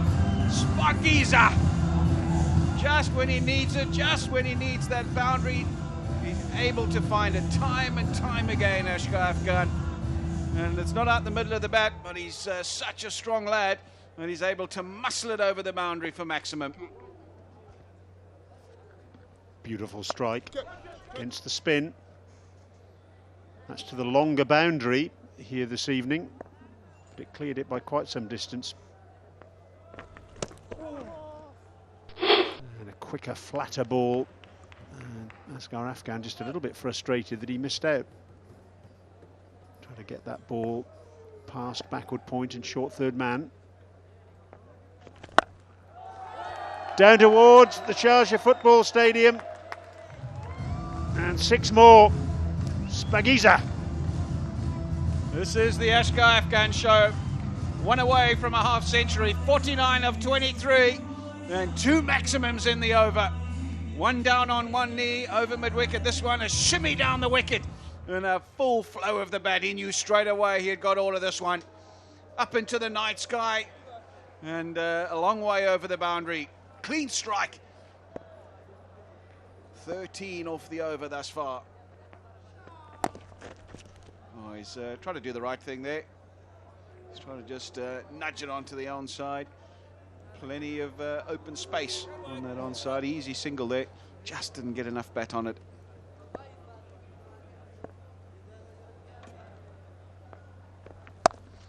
Now that's short cut away, but there is a sweeper out there. So just the single. 14 off. Halfway. 81 for 4.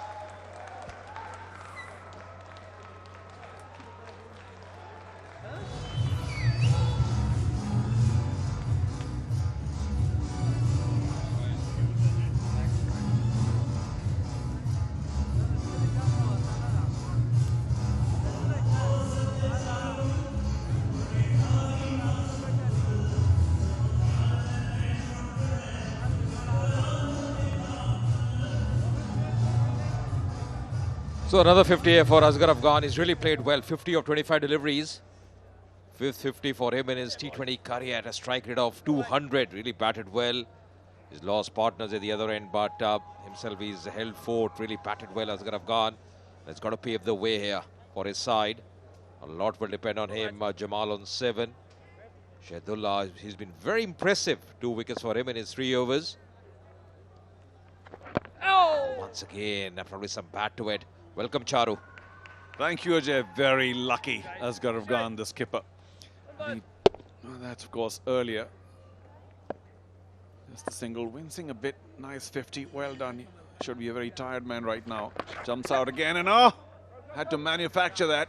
He'll get only a single. And had he unable to get a little touch on it, then again, Ronki might have been in business.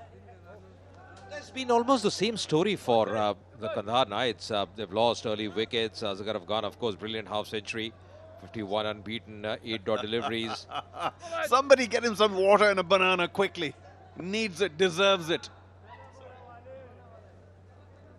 You did mention, yes, never easy in this heat.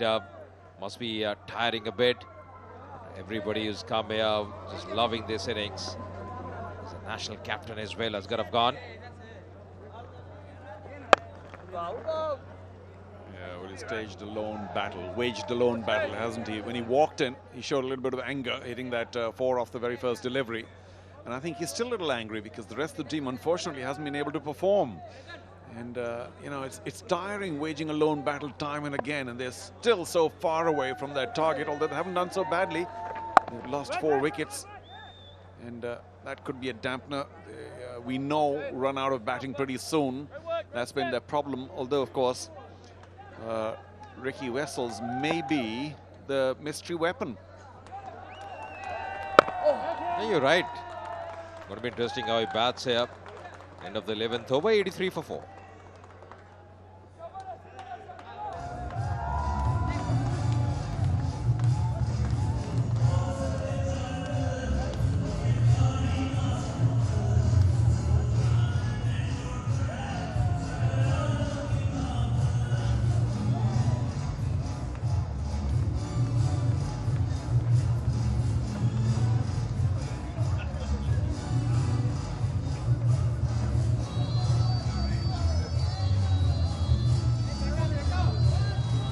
Got the banana, as you were mentioning, Charu. Yeah, well, he's the captain after all. I mean, give him a dozen, for heaven's sake, and some water as well. You know, I feel really sorry for him because, as Merg reminded us, this is, of course, how brutal he has been this innings, and, of course, inventive too. You know, always catch everything from the middle of the bat, but, oh, and the big ones. He hits them so hard. This was a fabulous shot of the match, and then, well, take your pick. Absolutely amazing. I think going with the spin, some lovely hitting from him, clean striking as well. Was picking the spinners early. Yeah, he still seems to be limping just a bit, but I was referring to the fact that Merg had reminded us he actually limped out of the ground just before the innings ended when they were bowling. So he's already carrying some sort of an injury, and then to come out now and play this Lone Ranger, tough. He's got to have company from the other end. It's got to be important because you know, his T20, especially with the required run rate, which is creeping up all the time, hovering around 10 at the moment. You need your partners as well to just chip in. 90 required of 53. Still Rashid Khan, I think his 4 overs are going to be very important. Muslim Musa, another very good all-rounder. 7 wickets for him, 2 for 19 his best in his T20 career. He's got a decent economy.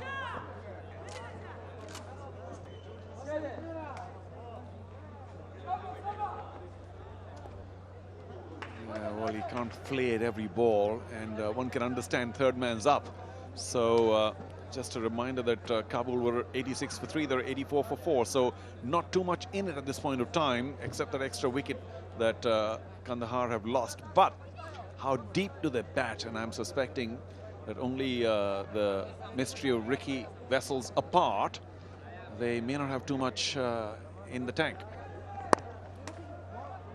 After the spare, that is. Do they take the 2? No.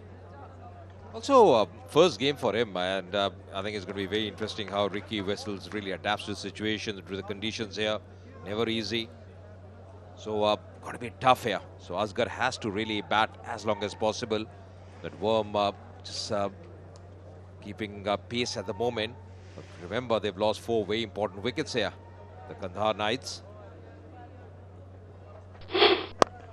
There's some minor acceleration at this point in time for Kabul. So that green run rate line of Kandahar now suddenly falling, and you don't want it to fall too far because already, as you said, it's about 10.5 and over. So that's a pretty stiff ask. How hard does Asghar Afghan go? He's been going hard for what? Well, virtually since the start of the innings.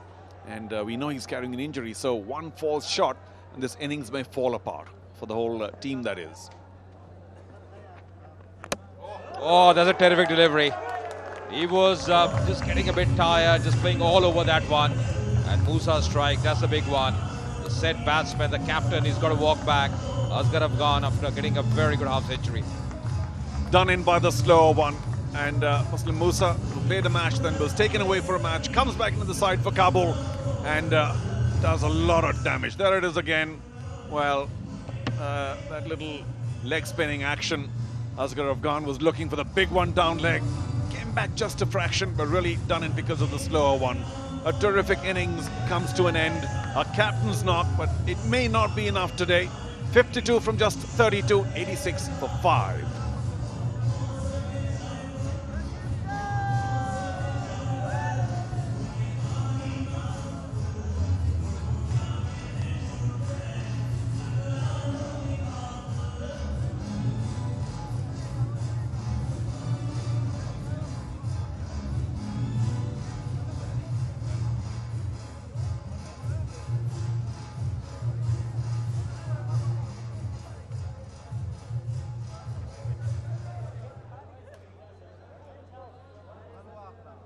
Another southpaw, he comes to the crease, Najibullah.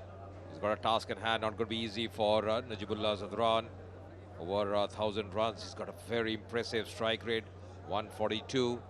But he's here because of this. This was the wicket of Asghar Afghan, playing all over, wearing his pace. Good bowling by Musa, foxing the captain here, Asghar Afghan.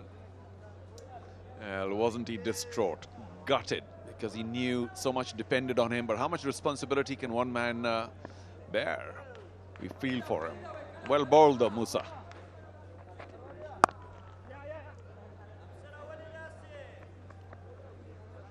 The best part is Rashid Khan still to come, so those 4 overs are going to be very important. 87 for 5.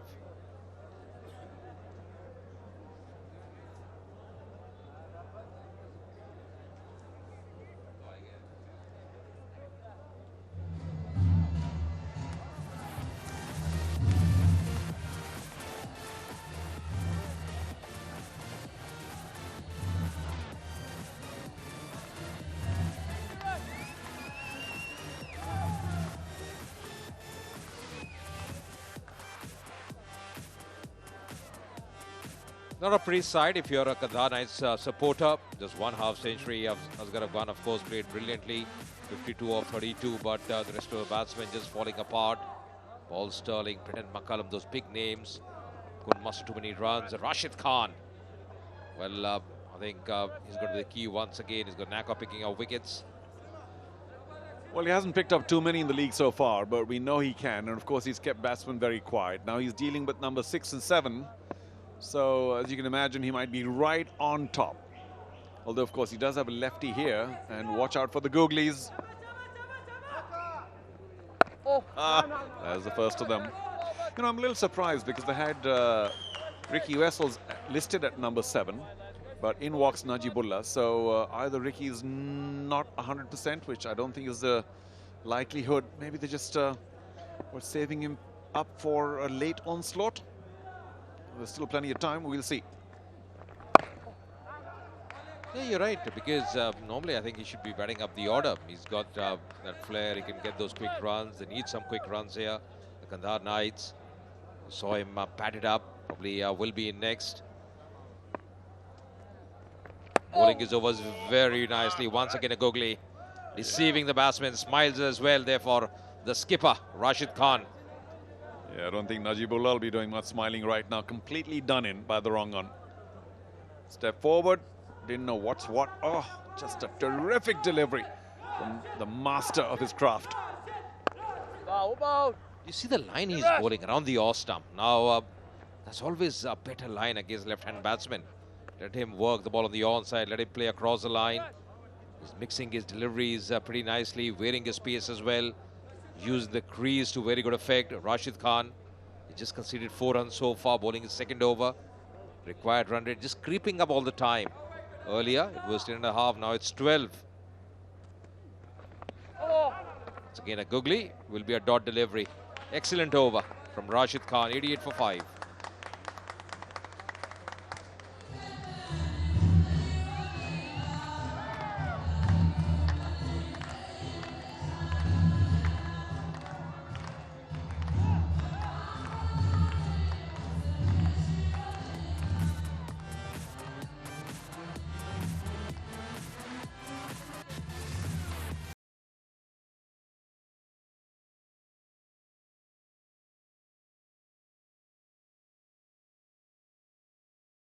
The late slogging by Laurie Evans, 57 not out. Kabul Zwanan 173, and we think that maybe 15 runs too many for Kandahar Knights, but that was at the start. Now, I think it's maybe 50 too many. Asghar Afghan, a lone hand, 52 from 32, but nothing thereafter. Paul Sterling, unfortunately, went for a golden duck, and then Brendan McCullum, maybe a little injured, but also couldn't contribute too much. And Asghar Afghan now back in the pavilion will be wondering what might have been. Yeah, swung away, and for 6! Whoa, where did that come from? Najibullah does have a terrific strike rate. There was angling down leg, got underneath it really well. That's a fog maximum Shpagiza. Not a great delivery. As a bowler, you will be never happy. There's angling down, short fine leg field up, inside the circle. There's a swing of the arms, and there she goes. Poor line as well from Musa. The last over was very impressive from him. Getting that wicket of Asghar Afghan. Not a great start here. It just goes on to show, Ajay, all of us keep saying right-left combination at the crease, and, you know, the bowlers might find it a little difficult. A lot of people might wonder why, because it's so easy to adjust. Well, it's not. Every once in a while, you do bowl a loose delivery, it goes for maximum. Oh, straight up. That's it. Goodbye. A 6 and out. Soft dismissal. Once again attempting that same pull shot. This time just scooping it up. Easiest of catches for Musa. He's got his man. He's got that revenge back. Was hit for a 6 and then getting a wicket here. Good bowling from Musa. In a great position. Not a great transfer of weight as well. Knew exactly what had happened. He's waiting for that catch and says thank you very much. Najibullah has to walk back out for 8 of 8 deliveries. Got bowled by Musa. It's 94 for 6 now.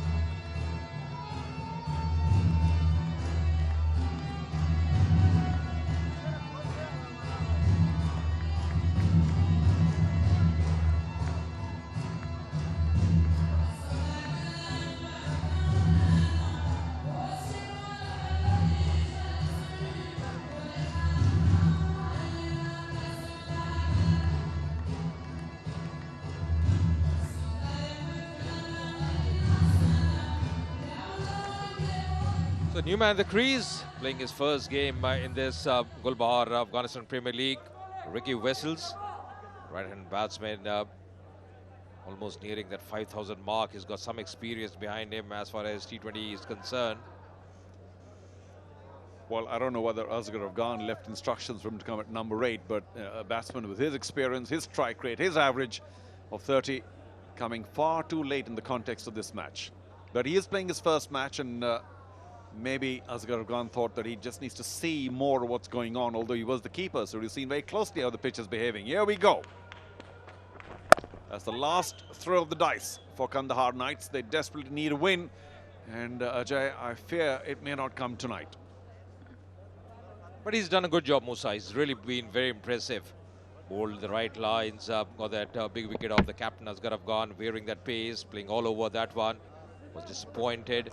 Najibullah just going for the pull shot, just got a 6 under his belt, and once again trying the same shot, but not in a great position. Poor shot selection from him. Yeah, it just wasn't short enough. I don't know where that pull shot came from, but it only meant a long walk back to the pavilion, a long side walk, because I'm sure he came in with a fair amount of reputation, Najibullah, ahead of Wessels Jr., and he had a terrific strike rate as well. So maybe the captain had said, listen, you go in there and you thrash it around because we desperately need the runs and we need them quickly. Unfortunately, it didn't quite work out for him. Yeah, this camp should be very happy. He's Streak, the coach of the Kabul side. Yep. The problem is for Ricky Wessels, he really has to look for that boundary every over. With the required run rate now almost nearing the 13 mark. Can't be taking too much of time. Rashid Khan bowling from the other end. And he's one of the quickest bowlers in the world, as in speed of the over. Oh boy, I think the last one he took just about a minute and a half or less. And he knows his ability. He's supremely confident. So I suspect Kandahar Knights are in for much more trouble from the other end when Rashid Khan continues his spell. Oh, trying the sweep. Cheeky shot. Appeal as well. Probably some bat in it. End of the 14th over, 95 for 6.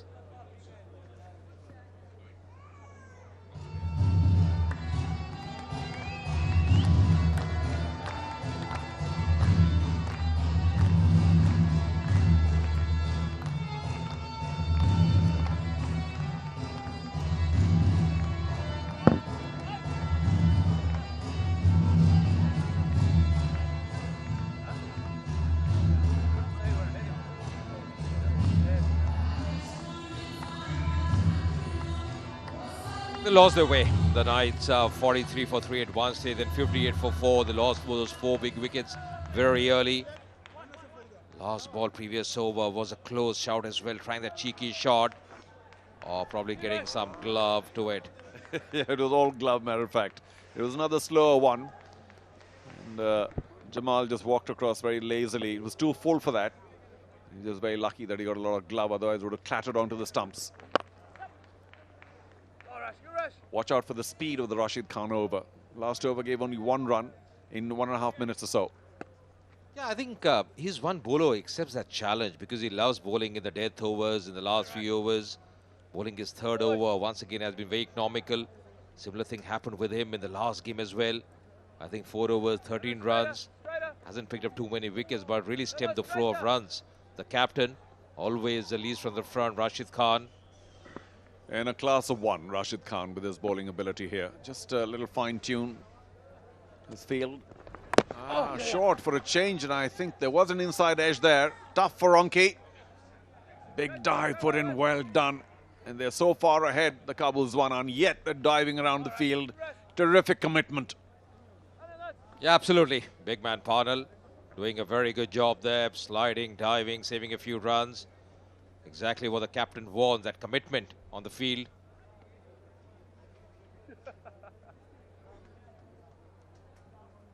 To see a lovely dive near the skirting, never easy.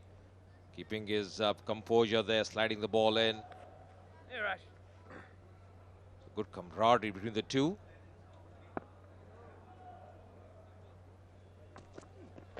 Once again a googly, didn't read it. Not going to be easy for him here, Jamal. It was just a wild heave. Knew nothing about it. That's not very elegant at all. And the rest of the batsmen coming in must be saying, well, can we just wave the white flag here? So it seems. I'm being a little unfair. Very far behind now. Asking rate almost 14. And you got a man like Rashid Khan who gives nothing away. Couldn't get tougher for the Kandahar Knights. That's high up in the air. He's running behind. Not going to be easy for Rashid Khan. Oh, what a try. Absolutely brilliant. I think for that try, should be getting 100 out of 100. Never easy.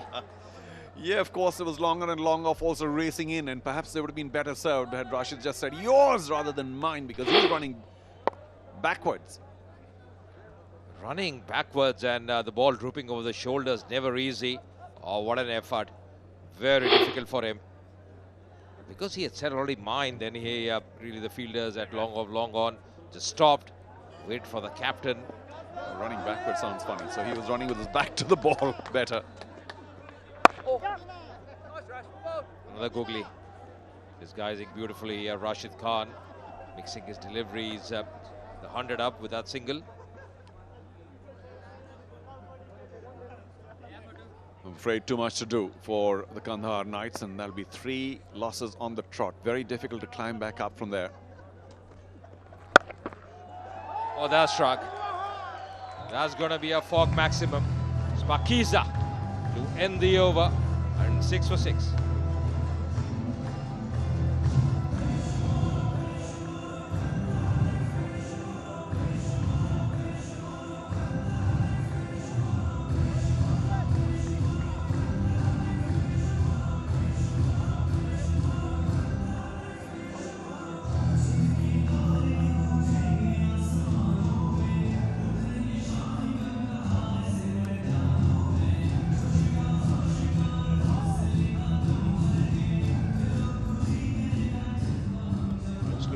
Very tough assignment here for Kandahar. 68 from the last 5 overs. This is how the previous over ended. Very good shot indeed by Jamal. But still, Very tough task. Not often you get hit for 6, Rashid Khan, is it? And a little bit of a look there at the batsman as that ball sailed over the boundary. Now, Muslim Musa, who's bowled very tidily so far today. 2 overs, 2 for 11. Hamid Hassan alongside me. Hamid, have Kandahar got any chance at all here?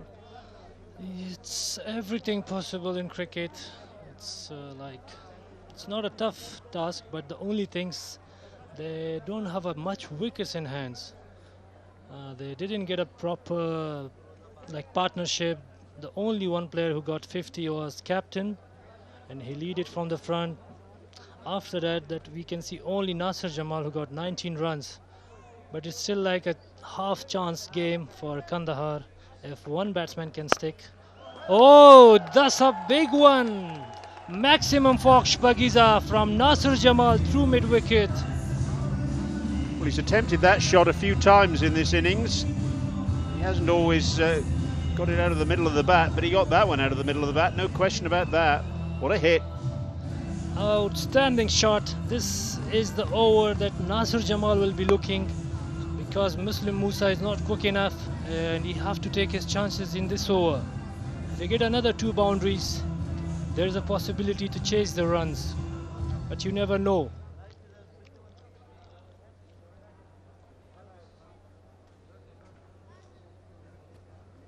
He's Streak, the coach of Kabul. He won't be relaxed yet. And Naveed Saim, manager, always smiling. Same look like Cash Ahmed, always smiles.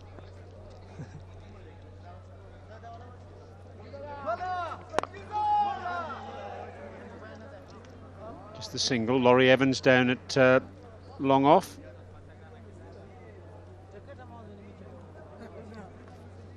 Nasir Jamal is such a wonderful player in middle order for Afghanistan. He played many matches and he has a lot of experience of under 19. He was a captain for under 19. And now team is expecting something special from him tonight.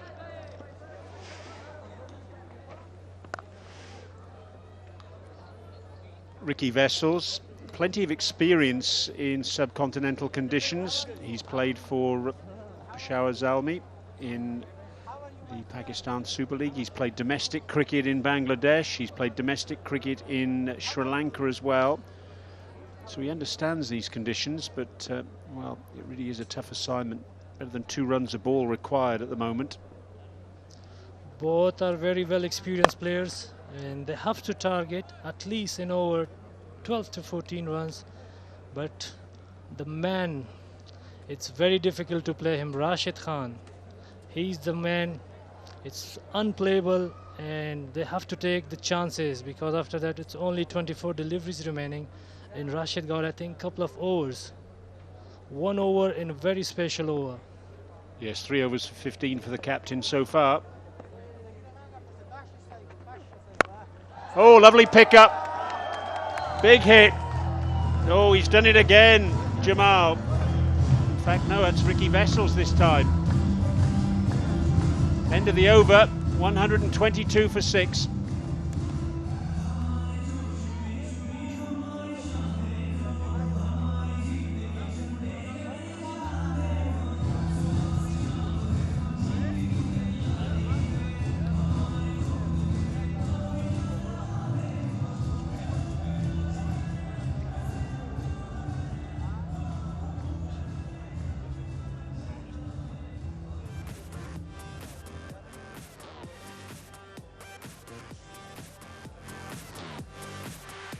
Six bowlers used so far. And overs in hand for Parnell, Farid Malik, Fitratullah, Rashid Khan and Muslim Musa. So the captain has a few options there at the back end of the innings.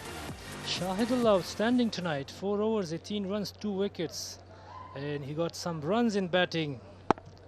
What a shot. Outstanding. That's the beauty of whistle. Picked it quickly. One Parnell. Shot straight to the fielder. Oh, it's dropped it. Half chance. Yeah, I'm not sure that carried. Laurie Evans had a decision to make there. Did he hang back and prevent the boundary, or did he go for the catch, risk missing it and conceding the boundary? I think he was double-minded. Should I go for a catch or should I stop the boundary? Half chance. Yeah, reached him on the half volley in the end, and you could see his immediate reaction was, oh, should I have gone for it? Maybe.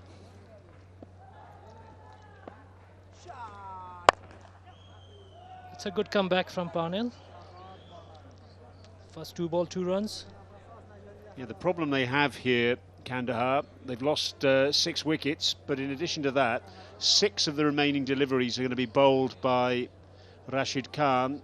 You'd reckon if you get a run of ball off him, you'll have done well. 3 overs for 15 for him so far. So really and truly, this over from Parnell needs to go the journey. Yeah.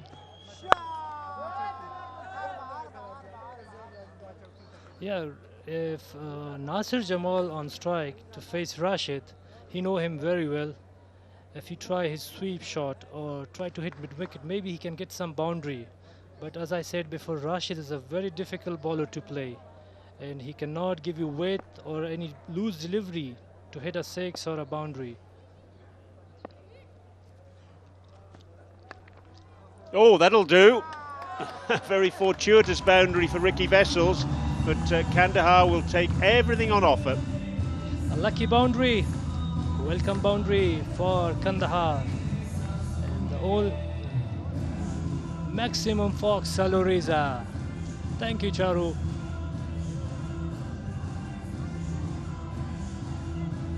Unlucky for the bowler, especially with fine leg up in the circle, but that's the nature of the game, particularly at this stage of a 2020 innings. All smiles out in the middle for the Kandahar batsman. It's still a tough game. 45 runs, 20 deliveries. Another shot, true mid-wicket. They're looking for 2. Comfortable 2 runs in the end. I saw Ricky Vessels downstairs briefly between innings. He was explaining to me that he only flew in here on Tuesday. So he hasn't had a lot of time for acclimatisation, and even though it's a very mild spell in the UK at the moment, still having to get used to these sorts of temperatures is quite an ask. He clubs this one down towards long on. He's hit it reasonably well, but they'll just get the single. The end of the over, 11 runs from it, 10 runs from it in fact, 132 for 6.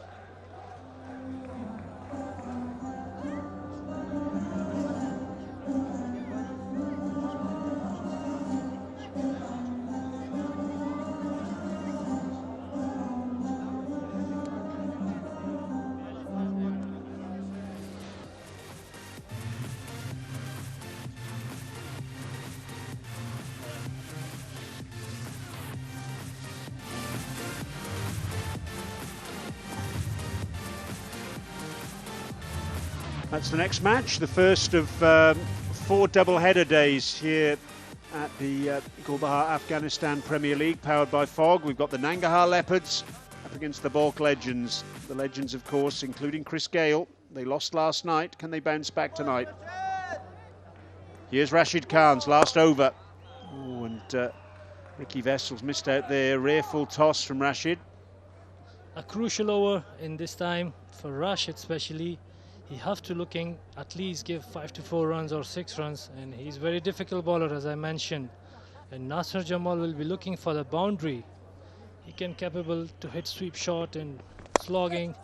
Oh, that's a edge over the point region for 4. Fog maximum 4 runs. Saloriza. Well, again, not off the middle of the bat, but again, Kandahar will take it. If you're going to swing, swing hard, particularly at this stage of the innings. He was looking to go over extra cover, but in the end, got some fortune.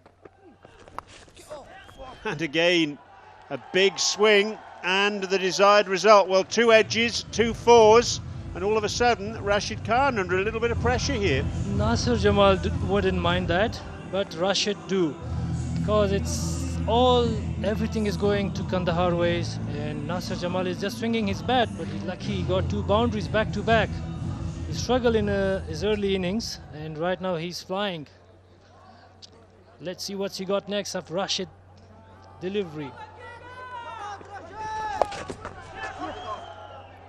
Have to run for everything, don't they, Kandahar? That takes the partnership up to 48 from 26 balls. It's a late rally from Kandahar. Is it too little too late, though? They will take that. It's not a bad start. A very crucial partnership in this time. If they get some partnership in early, so that's very close. It's look like close. Did he put his bat? Did he ground his bat there? Let's have another look here. Is the bat down? I think it is.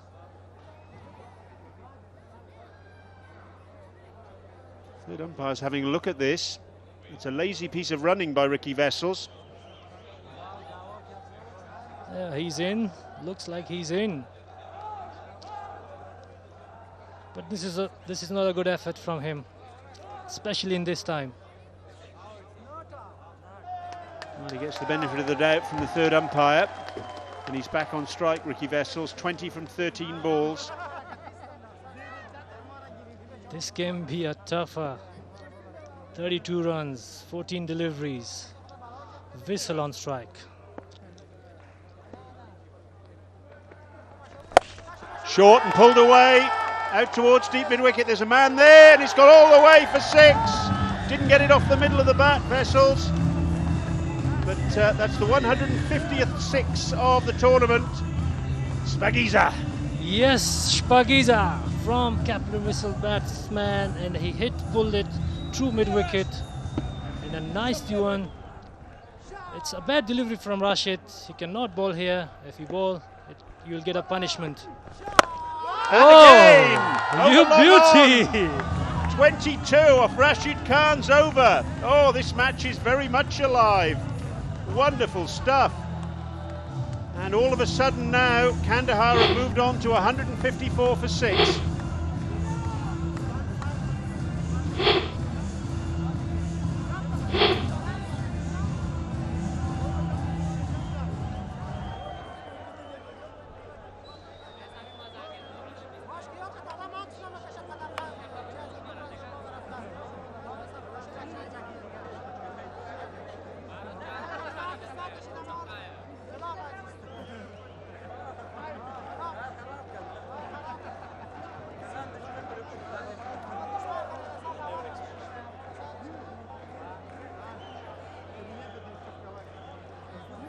Well, out of absolutely nowhere, we've got a game on our hands here, and no mistake. 22 off that last over from Rashid Khan. He's finished his spell, 4 overs for 37, and now 20 required off 12 balls. This partnership is now 60 off 28. Vessels and Jamal have really pulled their side up by the bootstraps. Would you believe that? 22 runs from Rashid Arman last over. It's amazing batting from Nasser in whistle. They got only 10 runs per over. And there's a man down at long on, and it's out. Rashid Khan. A catch taken, and all of a sudden, Kandahar's rally has it come to an end. Nasser Jamal, a really, really good innings from him in the context of the match, but that came off somewhere near the toe of the bat, and the captain was in the right place at the right time to take the catch. A miscue shot from Nasser Jamal, couldn't middle it, but finally he have to go back to pavilion. Such a crucial time, he gave his wicket in this time, like only 10 runs. 38 of 30 balls, 154 for 7.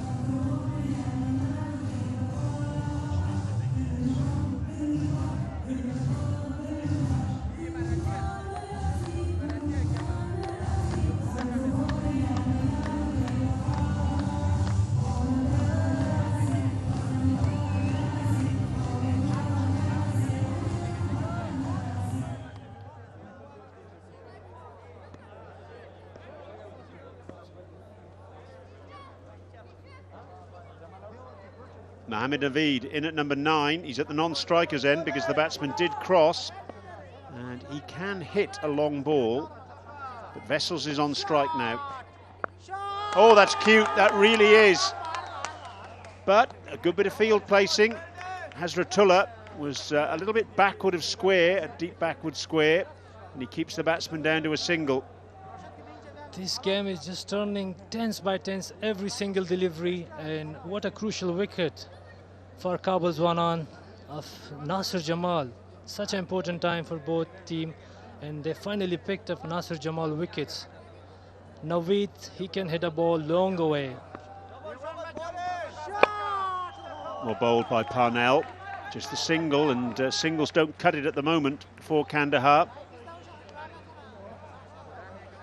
Let's have a look at Rashid Khan's last over, 22 from it. Some fortune for Nasir Jamal initially, a couple of very streaky boundaries, but then Vessels, a powerful pull for 6, and then a wonderful drive over long on. Class shots in last over from both batsmen, especially Vessel.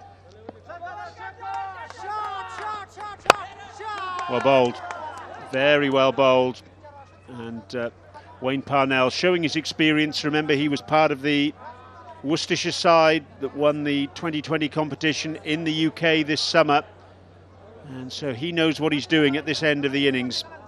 Yeah, you have to bowl here, otherwise they're only waiting for the bad delivery or half volley. So the best area and best line length so far is the Yorker or slower one. And now he's executing his plan and using his variations.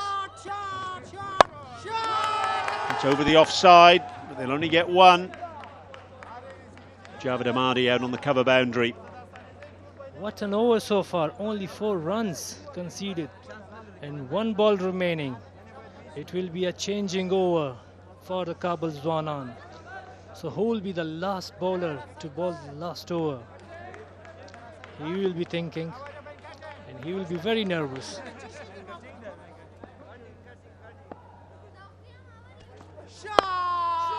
Heaved away, out towards long on. Rashid Khan is there. It means that Ricky Vessels will keep the strike for the last over. So, with 1 over remaining, 16 to win, it's 159 for 7.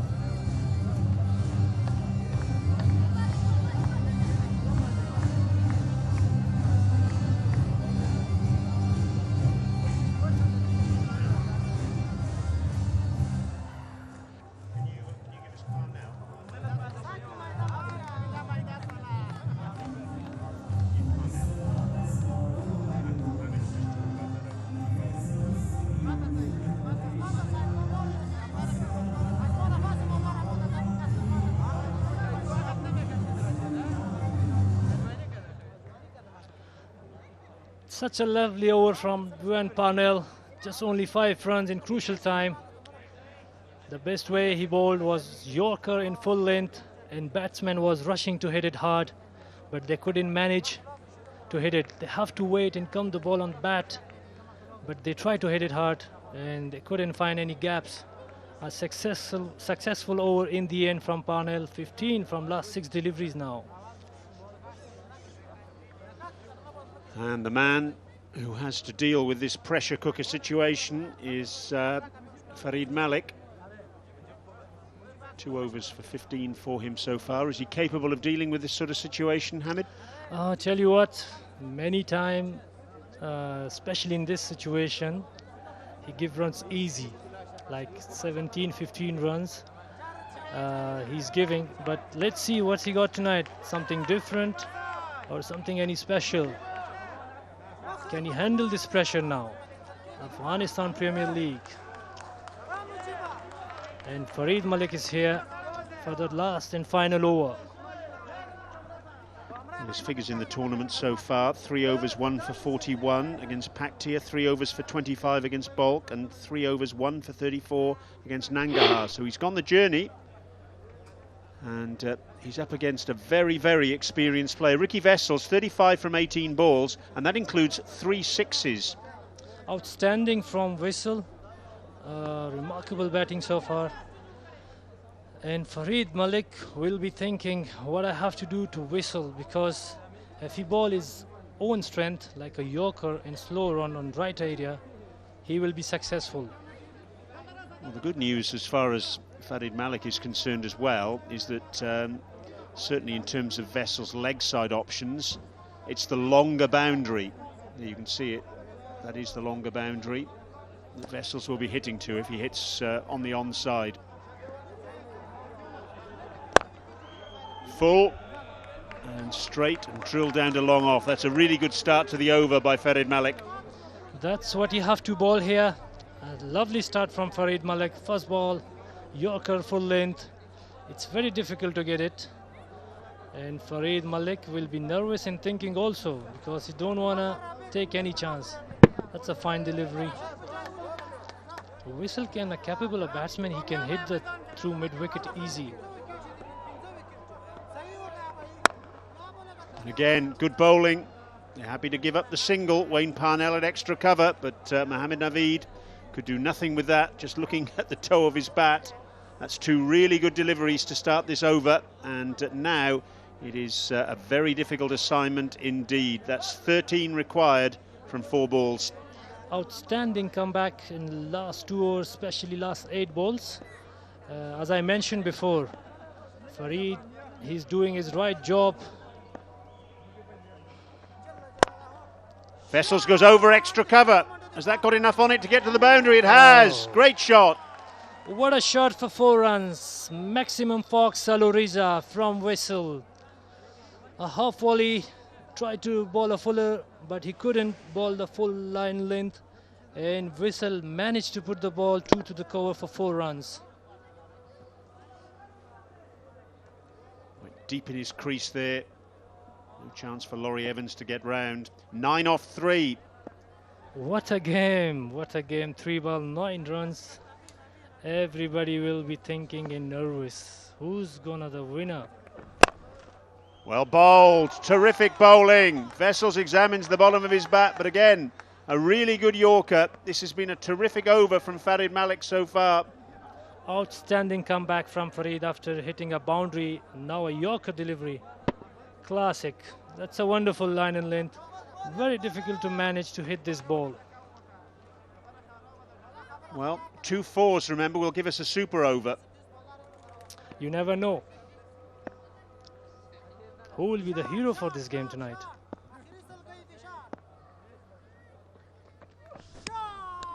Oh, it's past Vessels on the full toss, and it looks as though Kabul are going to get across the line.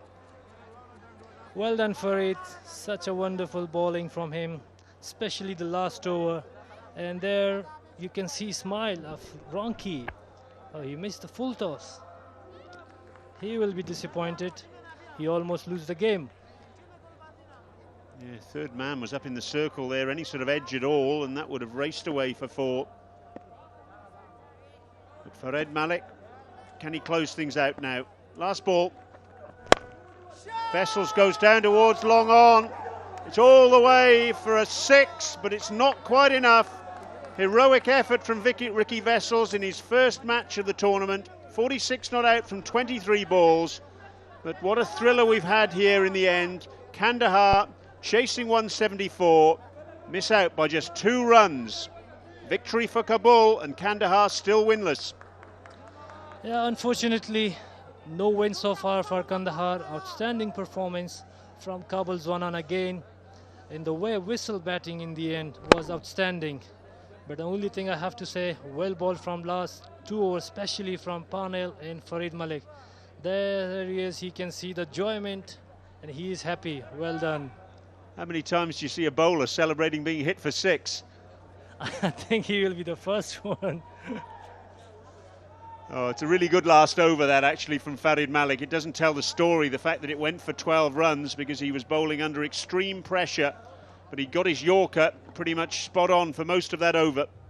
Yeah, I have to say, credit goes to Parnell last over. Outstanding. He gave only 5 runs and led 16 runs to Farid Malik. So let's have a look at the Kandahar Knights scorecard, and unfortunately from their perspective it was a shaky start which cost them dear. Asghar Afghan, the captain, terrific effort from him, 52. Nasser Jamal, 38 in quick time, And then Ricky Vessels in his first match of the tournament coming in and playing a fantastic knock, but it wasn't quite enough. Handshakes all round at the end of, well, one of the most thrilling games we've seen so far in the Gulbahar Afghanistan Premier League, powered by Fog. Let's have a look at the bowling card, and Hamid Hassan alongside me. Pretty good bowling effort this from Kabul. Very special bowling, especially from Shahidullah, 4 overs, 18 runs, 2 wickets. Parnell, 4 overs, 34 runs, 2 wickets. Farid Malik, outstanding in last over. Fitratullah, 2 overs, very expensive, 28 runs. And Rashid, 4 over, 37 runs, expensive also. Muslim Musa, 3 over, 27, 2 wickets. Such a good performance from them. So, at the end of a terrific match, this is what it all means. Kabul Zwanan were put into bat today, and they totalled 173 for 6. We were wondering if it was going to be enough, but Kandahar, they'd been struggling so much with their batting in this tournament, and they struggled once again today, despite those heroics from Ricky Vessels and indeed captain Asghar Afghan. So played 3, lost 3 for the Knights, and another victory on the board for Kabul. Let's have a look at the points table and what it means in that context. And Kabul go to the top. 3 out of 4 wins, and they move to 6 points. And Kandahar stranded at the bottom. And remember, only the top 4 teams in this 5-team table go through to the semi-finals. Time now for a short break. And when we return, it'll be time for the presentation.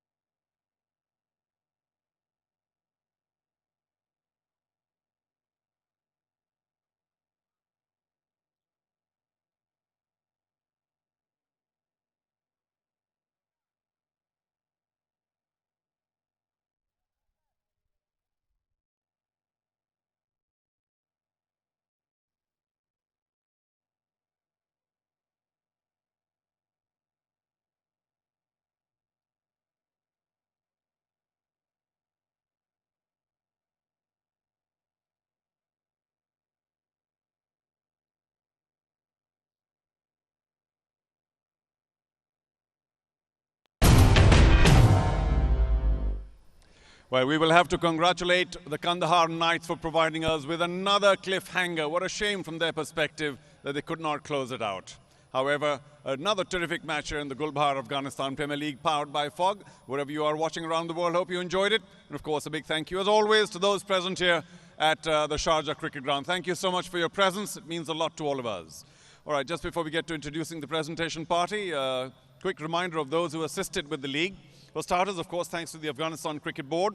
And then Snixer Sports, their investment partner, Fog Cent, Channel 489.1, Q Ticketing, Kabul Mobile, Kabab Al-Afghani, Al-Zahra Private Hospital, Dubai, Sports Connection, and Khalij Times. And now, of course, my pleasant duty to introduce the presentation party to my left to begin with. We've got a technical advisor to the chairman, Afghanistan Cricket Board, Mr. Taj Malik Alam. Congratulations on the league. Mr. Aditya Karolia, Assistant Marketing Manager at Gulbahar Group of Companies. Thank you for your title sponsorship. Hope you're enjoying the tournament.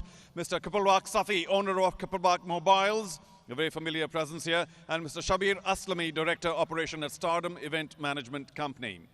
And now to the awards. The first one, of course, is our most stylish player of the match. The award will be given away by Mr. Kapilwak Safi, US dollars 502. Another fantastic innings. You have to put your hands together for this phenomenal effort. Laurie Evans wins our first award here. Congratulations. A late charge, and it might have a lot to do with the fact that Kabul won again today. Laurie, well played.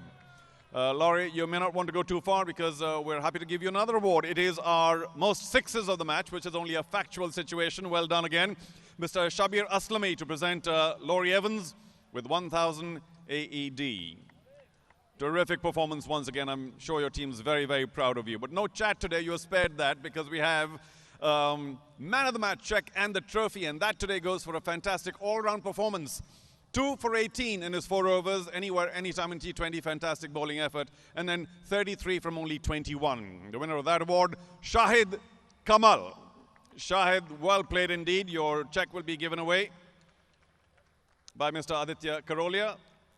And then Mr. Taj Malik Alam will be happy to present you with the Man of the Match trophy. There you go, Shahid. Well played indeed. Just right there. And once you have the trophy in your hands, can you walk up to me, please? You won't? Oh, he wants to translate. Shahid, come on up. Your captain is happy to do some more duty as if he's not tired enough. Okay, Shahid, stay right there. Rashid, thank you very much for helping out. Oh, you'll be here. All right, Shahid. We'll have to say, you know, this is a game meant for all-rounders. You had a terrific match today. Bismillah ar-Rahman ar-Rahim. Lumlai the match umbaraki. Keep it in the middle here. Khpal team tolo tawaima no wakiat che coach o captain ma da confidence ra kru chito kawai no ma da gas jari was tolo no pal salamila se warnakda a team de para me sawakda. He says, first of all, congratulations for the team winning. So it was all about the plan that was given by the coach and captain, and I just wanted to go there and express myself and to show my talent. So he has done in the past as well. So that's what he said. You think your captain's happy with you? Yeah, he's happy. Yeah, definitely must say happy for the way he performed. I've got to ask you, of course, bowling and batting. Which one did you enjoy a lot more because you did well both ways? Zama strength che batting de no chikala keftan ra bande bharosa wasati no zakawashim che bowling ke result werka. Firstly, I mostly look to my batting because he says I have to perform well in batting all-rounder. So then in the middle, if the captain needs me for the bowling, I can deliver good spells like he has done today. So mostly he's a proper batsman. And then anytime your captain gives a lot of runs, tell him to give you the ball. Well played. Thank you, thank you. Rashid, now that you're here, we'll have a quick chat. Of course, captain of the winning team, Kabul Zwanan, well played again. But that was very, very close. Your heart must have been in your mouth.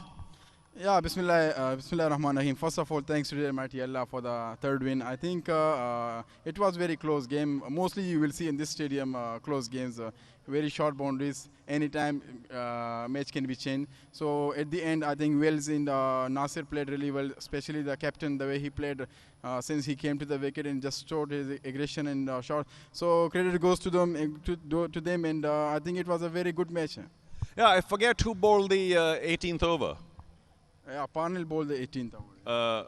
Or was it the over before that, which went for many? Yeah, exactly. It was the over which he bowled after I gave in, I think, 2021. I was about to refer to your over. But anyway, not often that you go for many runs. How did you feel after that one? Yeah, I think I bowled well. I was quite unlucky to get the edge, and he played good shots, you know. I just did the basics rights, and the batsman played me well. So it's good. There is something that I learned from it. That what should I do in the upcoming matches, and hopefully the upcoming match will be much better than this. Well, you're doing fabulously in the league so far. Congratulations. Thank you so much. Rashid Khan, ladies and gentlemen, captain of Kabul Zwanan, another win today, and that leaves just the duty of Rashid to sign that ball for our very special fan, Aisha Zadran. Aisha, you're looking lovely, and of course you have that terrific souvenir to hang on to. Thank you, Rashid, for doing that for us. And finally, a quick chat with somebody who's still smiling. I've got to hand it to you. Well done. That's a nice, bright smile for a man who's lost 3 matches in a row. Well done. Bismillah ar-Rahman. Yeah, it's part of game. When you smile or you laugh, because in the last time you were smiling, the team morale is very high. Well, just one or two things. One, of course, your personal form continues. You came in there showing a lot of anger, saying, I'm going to do it today, and you almost did. Yeah, it's part of game, you know, but unfortunately we're in top order, not club in middle as well. That's the big problem, consecutive third game as well. If you do like that, it's difficult for us, the future games. Yeah. Well, listen, I feel for you, and we want you on the scoreboard, and maybe later on a promotion for young vessels. Yeah, the young vessel is played very well. Unfortunately, last 2 overs, 20 runs. I think it's not difficult, especially on this wicket and that type of boundaries. But I will give you credit to Parnell this ball at the second last over very well, and that's why. And Malik bowled the last over very well as well. Anyway, our sympathies are with you, and good luck for the rest of the matches. Thank you very much. Asghar Afghan, skipper of Afghanistan, and also, of course, of the Kandahar Knights. Unfortunately, once again, very narrowly so, ending up on the losing side. That's all from the presentation arena. Big thank you to the presentation party. And back up to the commentary box, because this is a double-header. Much more action still to come. Thanks to Charu, and thanks to everyone who took part in the presentation ceremony. This is what we've had for you then. The first of 2 matches today. Kabul Zwanan getting their 3rd win in 4 outings against the winless Kandahar Knights. This is what it means in terms of the standings. Kabul go to the top, and Kandahar the cellar dwellers at this stage. Well, that's just half the action we've got for you. Next up, we've got this one, the Nangarhar Leopards up against the Balk Legends. We'll take a quick break, and we'll be back for the action in about 15 minutes. Please stay with us.